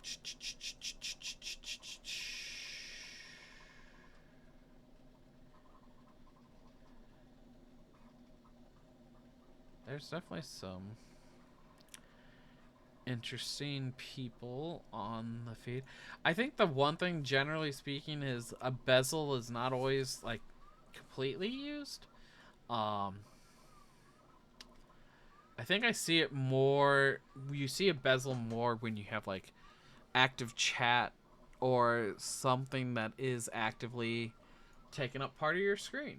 So something like for me, where it would come in handy is if I do something like the 3D printing, or if I have something kind of running in the background for it.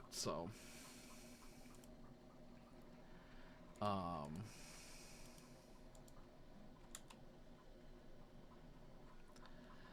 so let's see. What else is out there for people that are doing that works?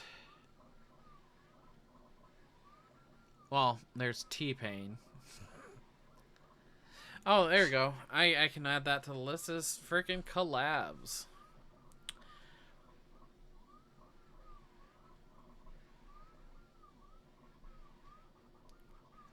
Patience.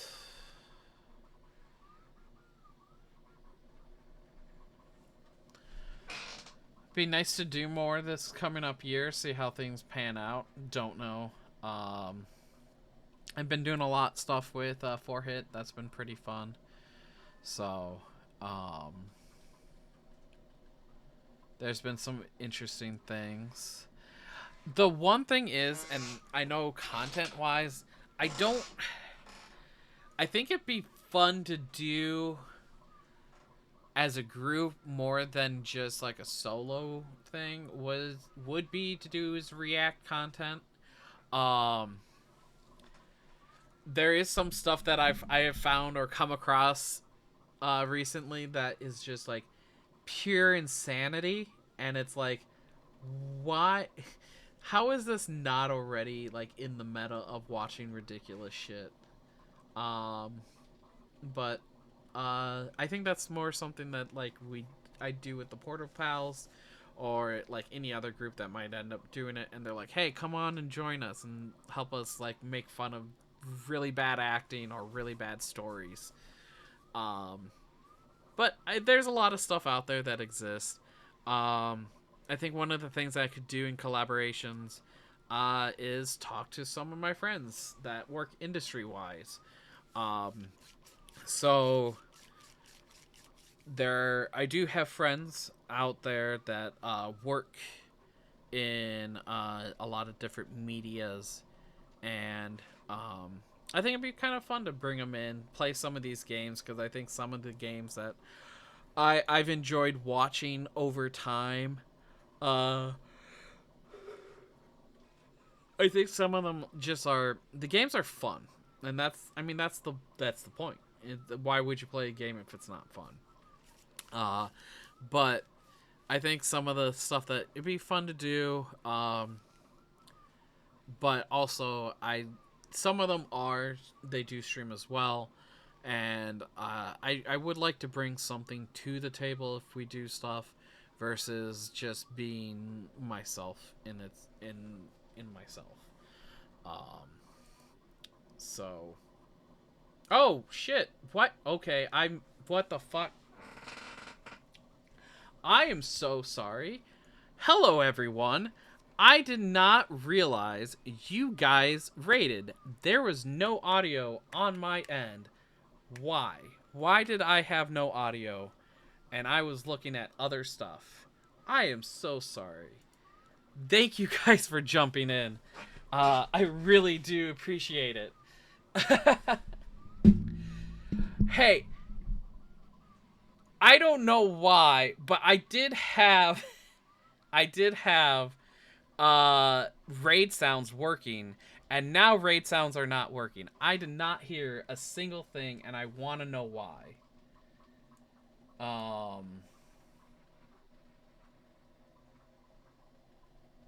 Because and how long have you guys been here? Because I feel terrible now.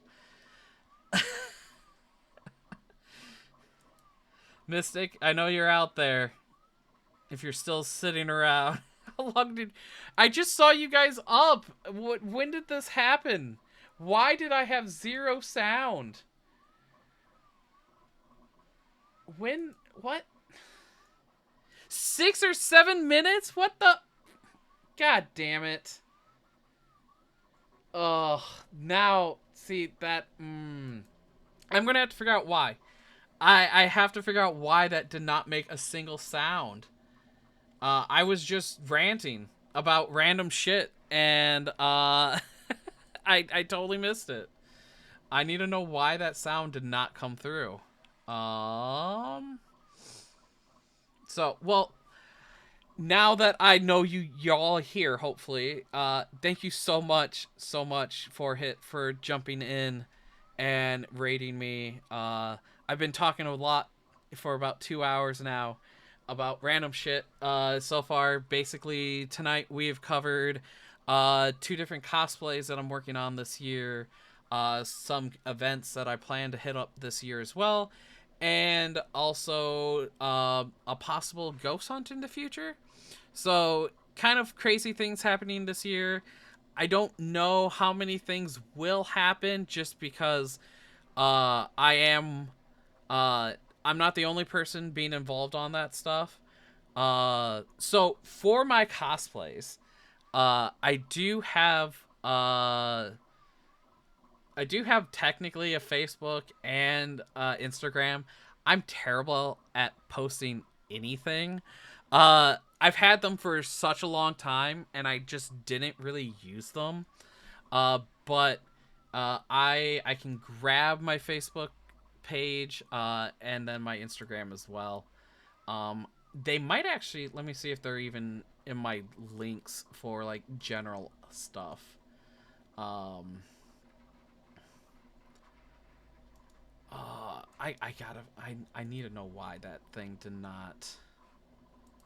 Because there was, I mean, we were playing games like a couple weeks ago, and it scared the shit out of me when the raid sound happens.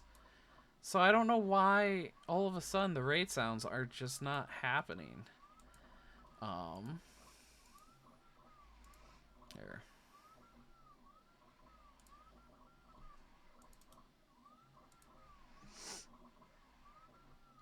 Let's see. Okay. Yeah, I terrible. Um.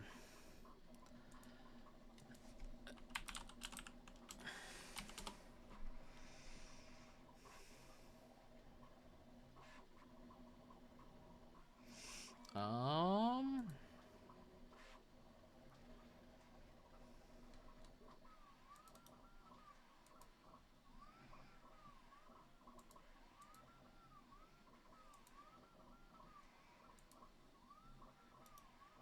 Okay. And I'll have to add these things if I as kind of like a either like a drop socials, like a exclamation mark socials. There we go.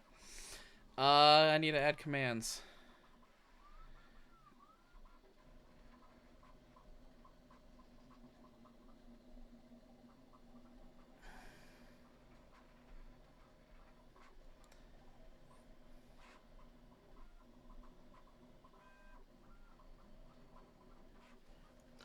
So hopefully, I need to I need to figure out why my alerts just are not alerting.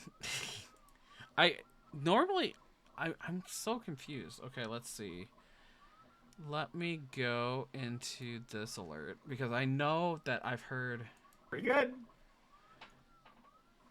this should send a test. Come on. Why are we not making sound?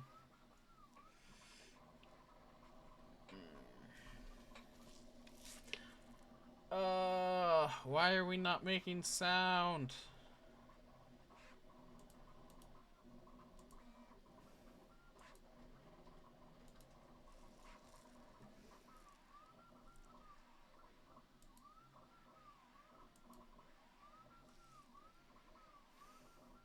Okay, did that play through?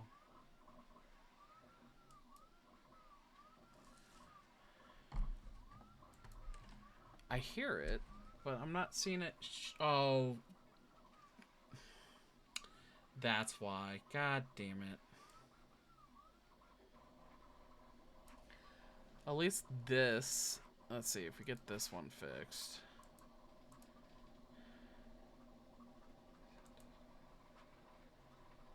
Okay. So that fixes that. Now why is my raid sounds not? Okay. Back to alerts home.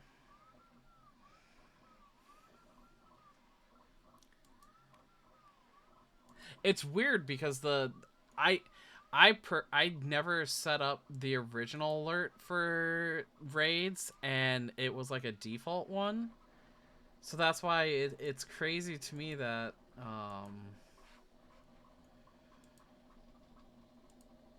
let's see. Okay. So that worked. Okay, did it because I changed a setting that was supposed to let me. Okay, let me see this. Yeah, that's what did it. I changed the setting because I wanted to be able to control the audio in OBS so that I could physically see the audio show up. And that one setting just straight up is like, nah, we're just gonna get rid of sound. So, okay. Well, that worked. Well, I don't know if that comes over the thing now.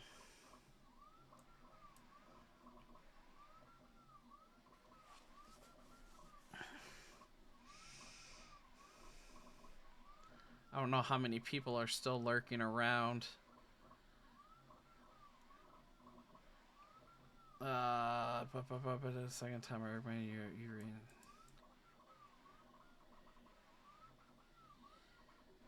I'm so sorry, Mystic. Oh, let's see. Okay, now we need. Okay, I need to know. Let's see. I'll have to set up my phone. Where are my headphones? I need to grab my headphones. I'll be right back.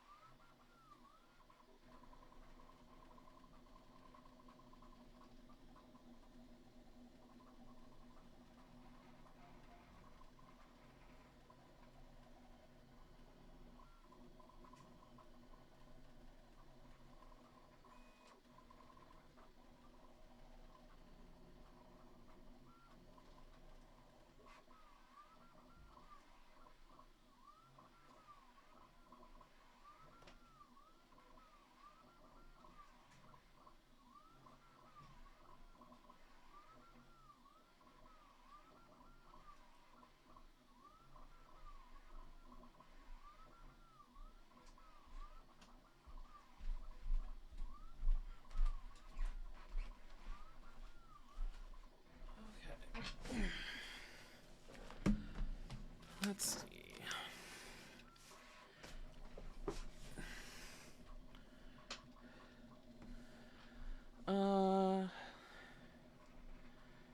Let me get my thing now. Let's see if I can get the sound alerts to sound right on the thing. Wearing two different headphones is really weird, by the way. Let's see. Okay, pull up my own. I can hear myself. Let's see, alerts.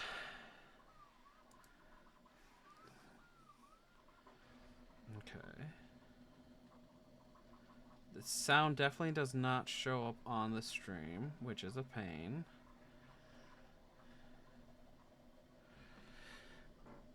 So now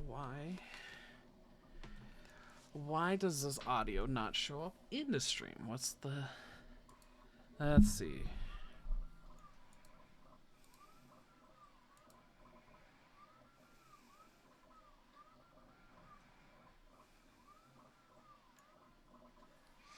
I know y'all can't see it. But we're working on this right now.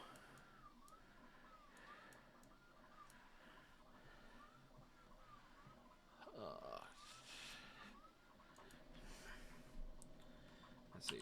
Twitch alerts not making sound in OBS.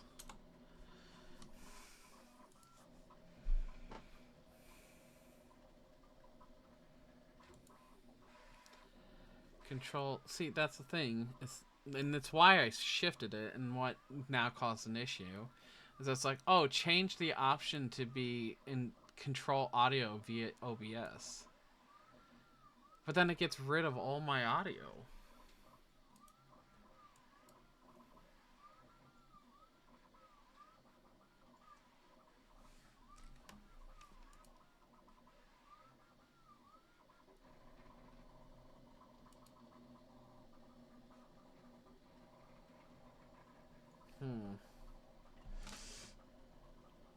Let's see.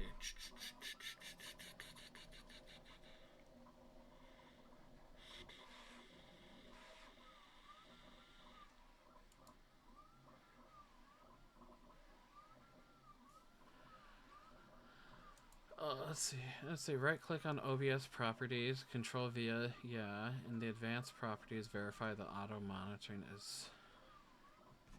Advanced auto properties? There's no advanced auto properties.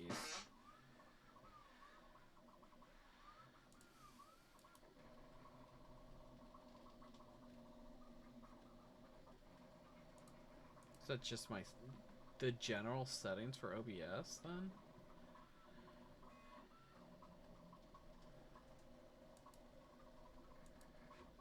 Advanced. Disable Windows audio ducking. Monitoring device. It's default, low latency. Yeah. What? Monitor the output. Where the fuck is that?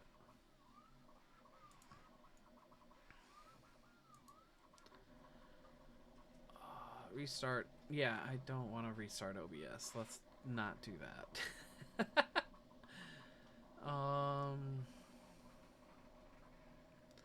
Go to settings, go to audio, check that the output device is correctly selected. I mean, yeah, it's my headphones.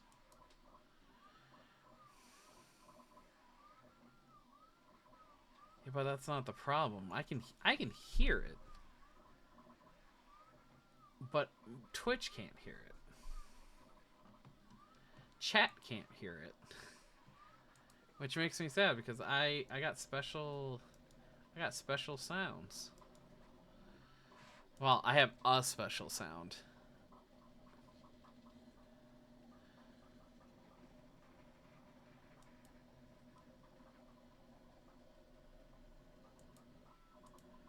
Okay, so okay, let's try this. Do this. Control. And then we go to monitor off. Monitor and output. Okay. Now, let's see if this works. Let me bring up my phone.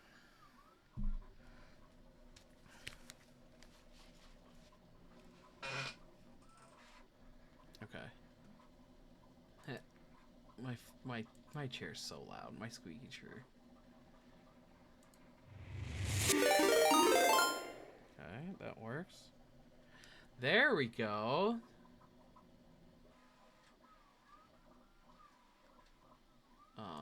Let me check the follower. Pretty good. Yep. Okay, that was it. Jesus Christ, that's dumb. That that is so dumb. Uh, so I end up being needing four.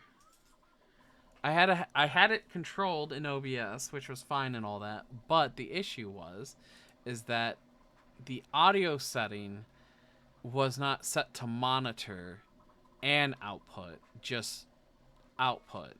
So I never heard the sounds that were being sent to OBS. It was just getting sent to stream, I guess. But then I don't know if it was. Whatever. It works now. That's all that matters. Hopefully, I don't miss a thing again. And I'll probably scare. I do want to find a different sound for raids because I think there's definitely a lot of stuff out there that is out there. Hey, buddy. What are we doing? My cat just jumped up on me. Hey, buddy, you want attention? Grumpy old man.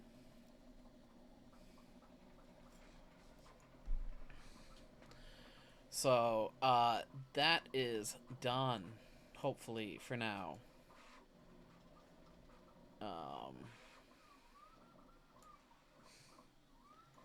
Yeah, my Tommy boy.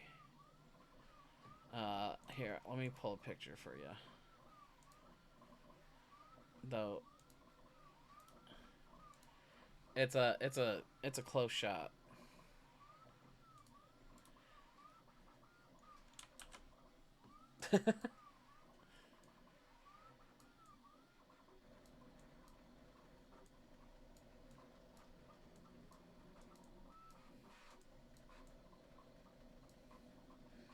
There. Thanks. I wish I have cosplayed more over time. But at the same time, I just work a lot.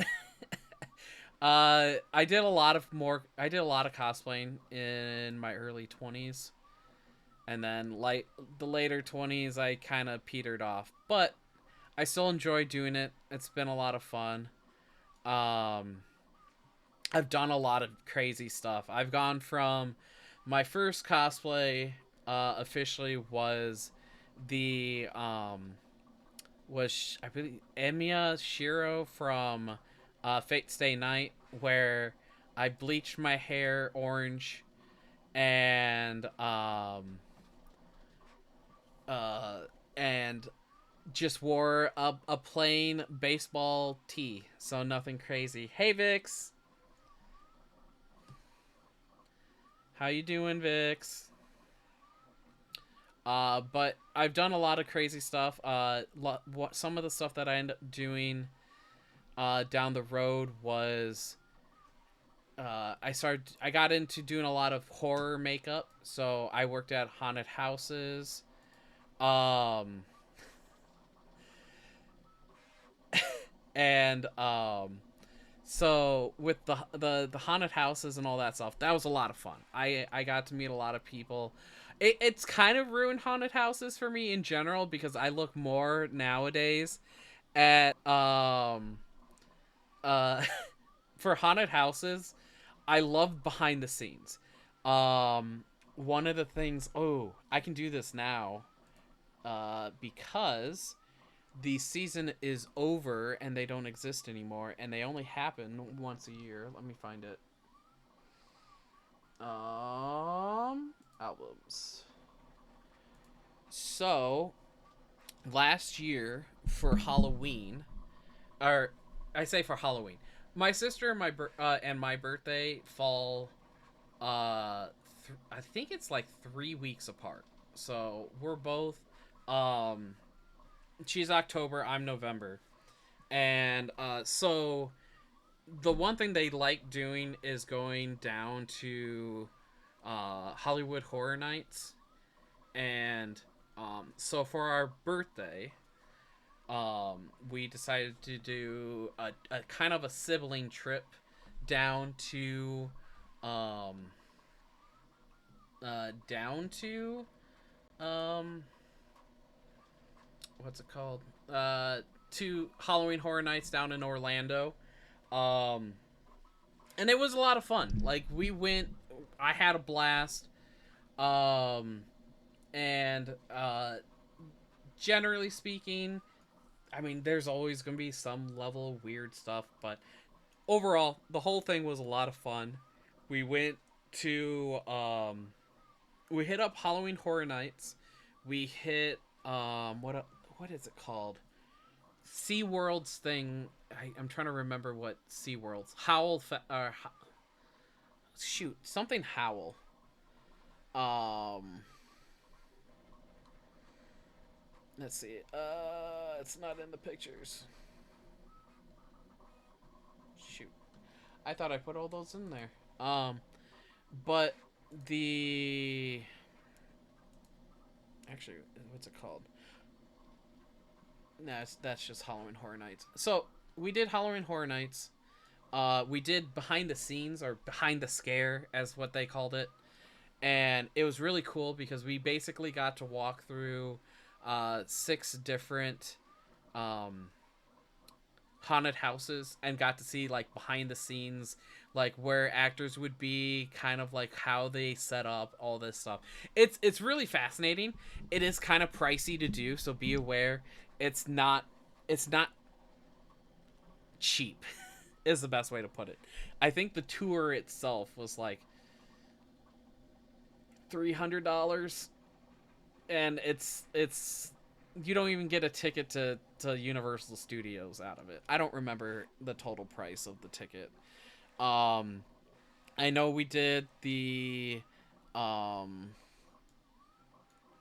the uh what is it called?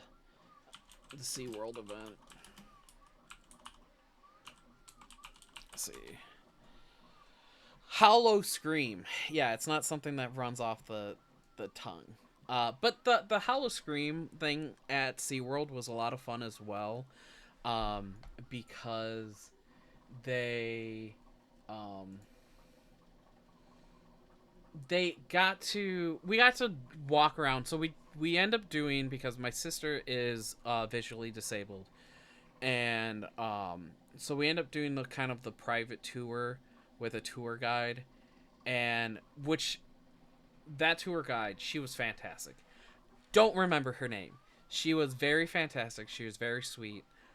She definitely was a better tour guide than the guy that we had at Universal, because even though like the Universal was more of a group tour, and the SeaWorld was more of a private tour, she at least acknowledged that my sister had visual impairment and actually like worked with us and was very helpful. Wasn't like the guy at Universal Studios. What was so infuriating was that he went at his pace. And if you know anything about working with someone that has a disability in any way, you don't get to work at your own pace. You have to work at their pace, because it's something that either auditorily or visually they can't do it. So like my sister can't, and you be like, why would she go to this stuff? It's She enjoys it. She loves it. She loves to hear the story and the behind the scenes and all that stuff. She really likes horror or haunted houses, because one of the things, it's kind of a self-deprecating thing, but because um the actors don't believe that she's blind, and so they all try to do some level of trying to scare her and get in her face on stuff, and she just doesn't acknowledge it because she can't see. And so it's one of those things where we kind of find it funny, and like her husband is a very jumpy person, and so he jumps really easily and real quick, and so it's really funny. I'm getting distracted, and I was trying to bring up this browser source so I could show these pictures. Actually, this might be easier. Tom, no, you can't jump up on the desk. I need the desk right now. Um, let's see. That's not the display I want. That's not the display I want. That's the display I want. Okay. Um, Tom, Tom, I need you not to do this right now. Okay, let's see. Let's see. How do we do this? Tom, you're not jumping up. Nobody. No, I can't have you be jumping up on me. Or not up on me, but on the desk.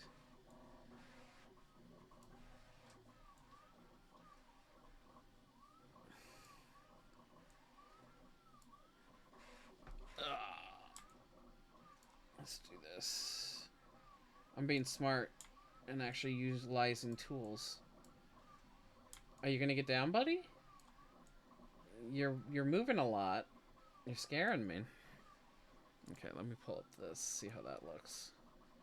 Okay. Probably don't need to see my Windows bar.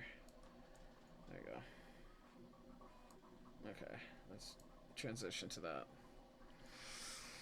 So, we went to the Halloween, the Horror Nights. The pictures that are in this album, um, are so we got to go to the first one that's based off the Insidious series, which was a lot of fun. Um, be aware that there were pictures that we took. We were allowed to take pictures, and um, they told us where we could and couldn't take pictures. Is the easiest way to put it. But there's a lot of cool things.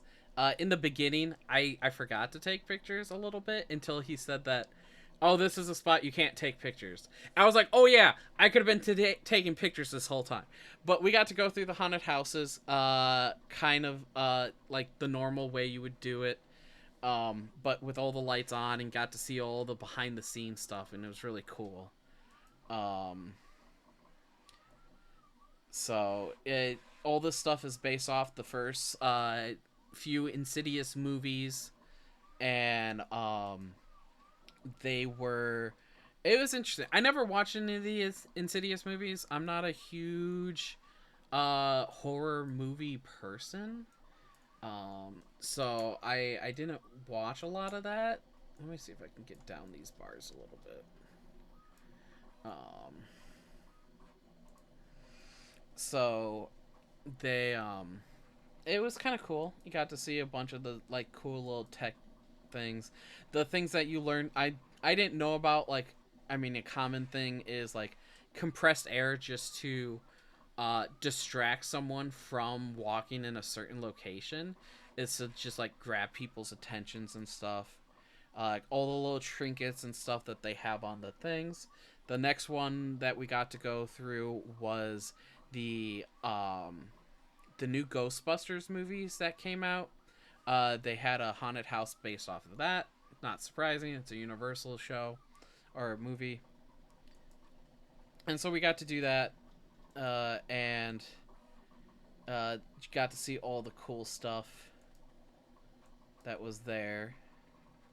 Um, Kind of like all the little trinkets and the little items that they have. One of the things that I really liked was this ice room, which was supposed to be a past item where the demon would like freeze over the landscape, which would cause the next ice age and stuff like that. And I don't remember what the name is, but it's something on the lines of like Frozen Earth or something like that. but like all the details on how they did this. And what's crazy is people are in this room for probably 10 to 20 seconds at most. So the level of detail that they do for these rooms is insane for something that someone can't. And they're also lights are turned off, so all this is in the dark. And so you don't really get to enjoy it as much. And this is supposed to be the bunker, uh, and then that's part of like the ghost, the whole like big parts of the movie. So they do a lot of the plot points from the movie in these. You almost get like the whole breakdown of the movie when you get to go through these. Um, so we got to take all the pictures. I wish I would have found out what they used to do like the fake ice and snow, because that it looks so good. It looks really well. Um, and some of the areas that we couldn't take pictures, they had it was specials like it was like end of the movie.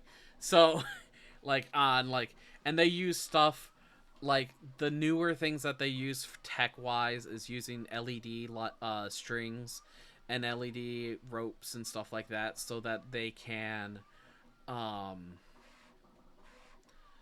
it makes it more look like a squiggle. So instead of having a straight line, they can make a squiggle, so it looks more like the proton packs are actually being used. This next area was it was supposed to be folklore of the Latin America, I think it is.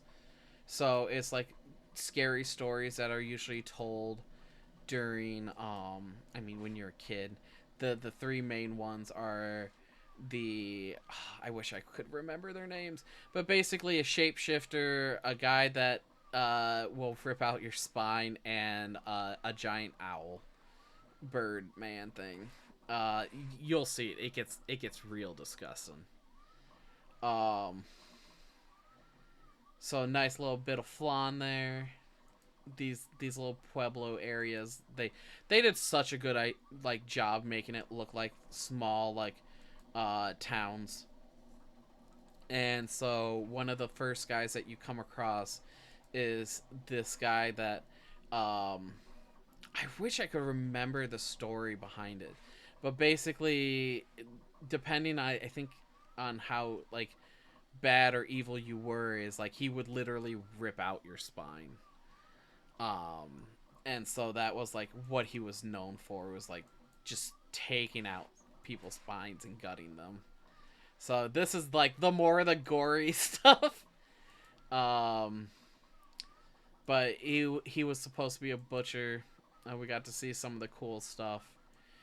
Some of the Easter eggs in it are the cards that are here are actually um some of the people that worked on it.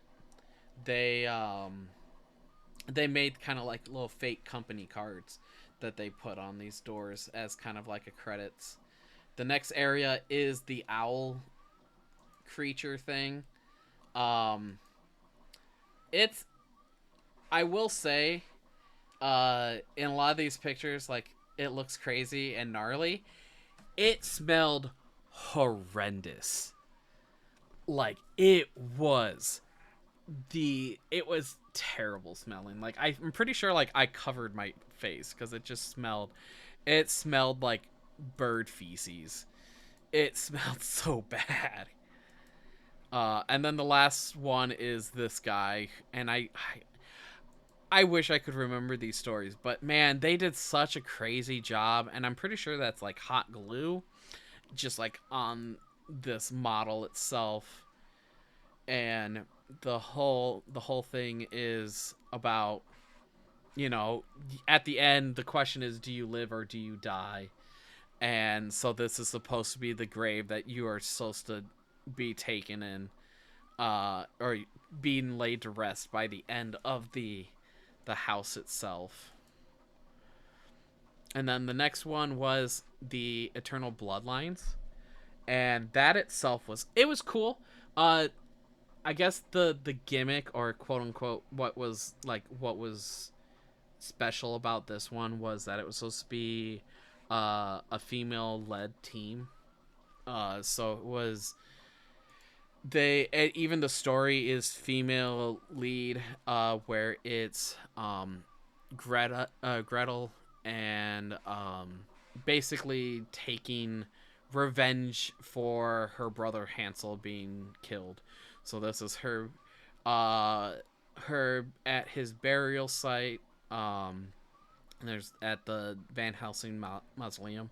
So one of the cool things that they did in this one is that basically this entrance shows up several times in the um it shows up several times in the haunted house, and it changes a little bit each time because it's supposed to be progression through the story of it. And so like you see all the weapons that are covered in cobwebs and dust, and so you get to see the Van Helsing coughing, um, more weapons, kind of like the hidden areas in um, the place.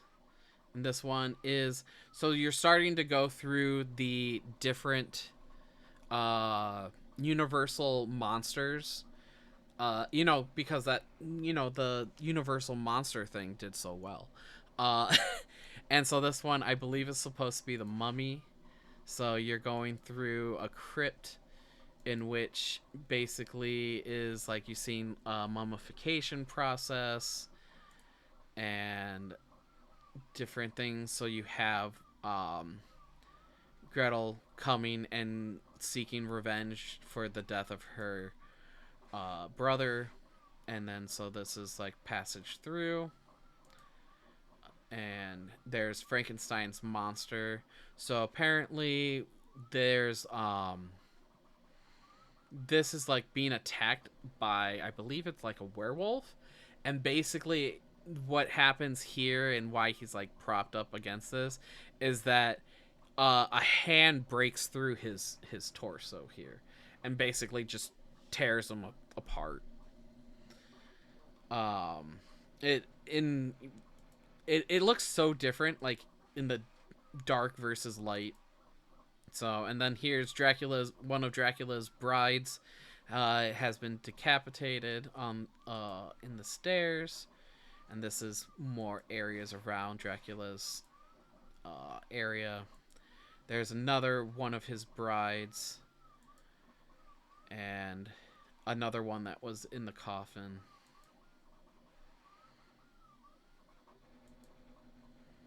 So I'm trying to remember how many brides Dracula technically has. It's like 5, I think. And so she kills all the brides, and then um, you're going through the areas. There's more of the citadel. So this is, you find her, uh, end up finding her dying in a pool of her own blood because she lost a fight. And basically, the Frankenstein's wife, uh, what is her name? The monster, whatever. But basically, she goes and buries her, puts her to rest with her family, and so you have more of the Van Helsings and all that. And then the next one was Goblin Feast. We were stuck in Goblin Feast for a little bit because it was pouring down rain when we tried to leave. And nobody was wanting to go out in the rain. So a lot of the Goblin Feast was basically it's supposed to sound like a big like event where humans come in and oh, it's a big festival and all this. Well, the festival food is humans. And so basically the whole thing is about bringing people in to feed them to the Goblin King. So you have all the food, you have all the corpses and skin, uh, a bit more of the different things. This one's supposed to be um when is it when goblins die? When they goblins are put to rest, they put them in tree trunks. I think is what it was supposed to be. And so you have these little areas, the little picnic area. There's another shot of so if you've seen the snail a few times, the snail is the motif of all the houses. It shows up in every house in some manner. And then you have going through kind of like the forest where like, hey, we're trying to attract people to come in for the Goblin's Day feast. And then you have some people there's supposed to be an actor that's up here that shouts at people. And then as you start going through the cave system, you start seeing unsightly things. Um, where you start seeing leftover and discarded human remains, and then you get to the castle of the Goblin King, and then they have portraits of all the old Goblin Kings. And then after that is the actual you get to see the Goblin King, but of course the reason why there's no pictures is because we weren't allowed to take pictures. And then I'm trying to remember the So the next haunted house is a haunted house that's down the line of previous years' haunted houses. It might have been like 3 or 4 years since the last time they did it, but it was connected to the Fast and Furious thing, so I took pictures of the Fast and Furious cars. Um, but it was the Sweets haunted house. So the story of basically is there was a parade that happened, and basically people went insane during the parade and started killing, and there was a lot of murder and mayhem is the best way to put it. And so this is kind of like a prequel to what happened and why those events happened. um and so like you're going through the offices, you get to see all the candy, like what's the front facing things for the candy shop and all this candy production. You see this is where it used to be, where this is talking about, hey, what are we doing, is like the parade route, and what basically this was it being planned out of the incident. And then you end up going down and you're finding people that are throwing up and eating candy and stuff and getting sick, and started to being used in like trials and all that. And then you find like where they start killing people and try to hide the secrets of what's actually happening in the candy factory. So it's one of those things where they're trying to hide the fact that they're trying to do this, basically set off um this entire event to kill people and uh basically enact revenge. It's all about revenge, about something to do with the Mr. Sweets, or I think it was something Sweets. His childhood, one of his childhood friends were killed, and nobody wanted to do anything about it. So when he grew up, he wanted to take revenge against the people that basically swept his the death of someone under the rug. So you just see a bunch of other things, more of the employees that found out what was happening, being killed, so they couldn't get out and tell what they found. Um, you have more of the mayhem, I guess is the best way to put it. And so there's just, as you walk through, you see a lot of these like wacky lips and stuff like that. So it's kind of neat. You have more. This is like their lips are actually getting cut off type thing. More death. And that this is the crusher. So there's basically people were being crushed and put um into treats. So but basically that was it. That was all that I had for I guess show and tell. Um but that was it was a lot of fun. You got to see a bunch of stuff, and it was kind of neat seeing all the behind the scenes and the crazy stuff. And I mean, the gore effects on this, like, man, they start for Halloween this year. They have already started. They start apparently in February, and basically they make new ones every year. Now there's some that might get recycled between different, like Universal Hollywood versus Universal Orlando, but generally speaking they are new ones every year. And so you have directors and all that going through all the craziness and just creating a truly terrifying experience for people. And that's all we ask for haunted houses. And they're a lot of fun. They're fun to work, and talking to them, a lot of them, like, they do 45-minute shifts, which is when you're on 100% of the time is kind of, it makes sense.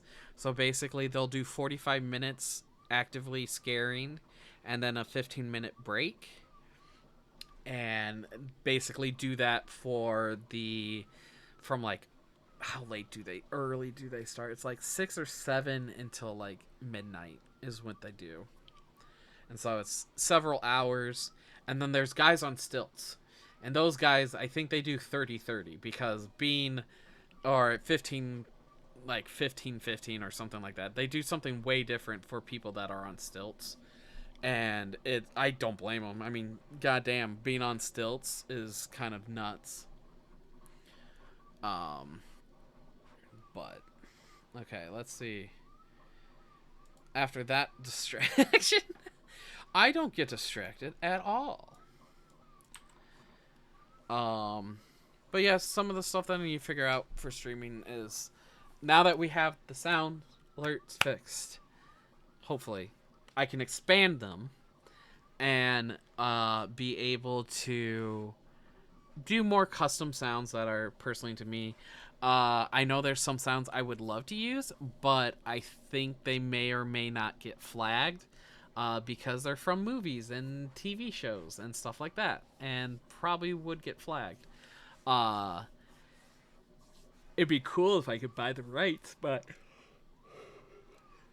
I doubt that stuff actually exists or is even feasibly in a price range.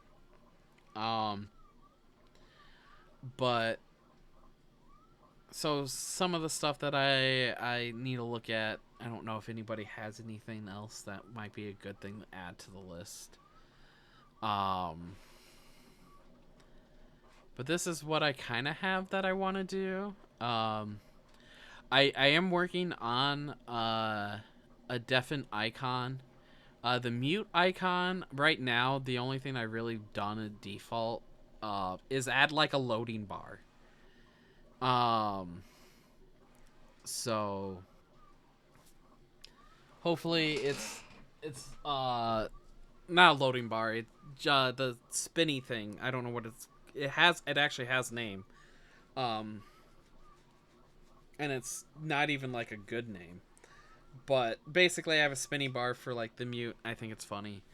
But I want to find a cleaner way to do it, because right now I think what it's going to come down to is I'm just going to have to animate it and then use that as an overlay on my Clip Studio Paint stuff, because right now what I'm taking is my normal GIF of me talking or me sitting there or whatever, and then just adding that in After Effects in Vegas Pro and just doing that.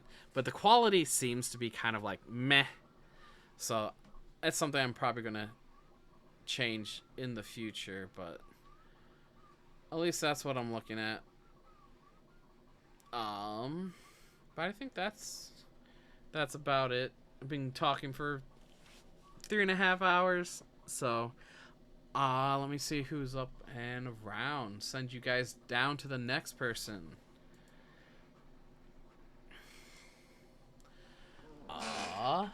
Vivi is still going, so we're gonna jump on to the next Portal Pal. So hopefully you guys can enjoy the Infinity Nikki that she's playing that right now. So I don't have any special raid messages. You y'all can say anything as long as it's appropriate and TOS friendly. But enjoy yourselves. Have a good night. I'm probably going to be going to bed soon. I have a bunch of errands to run tomorrow. Before we do the big Portapal stream night. So tomorrow night, I'm gonna guess, most likely, Karina and GD and Vivi will be streaming. I'm just gonna sit out on that one for streaming, so definitely go check them out when we go to do it.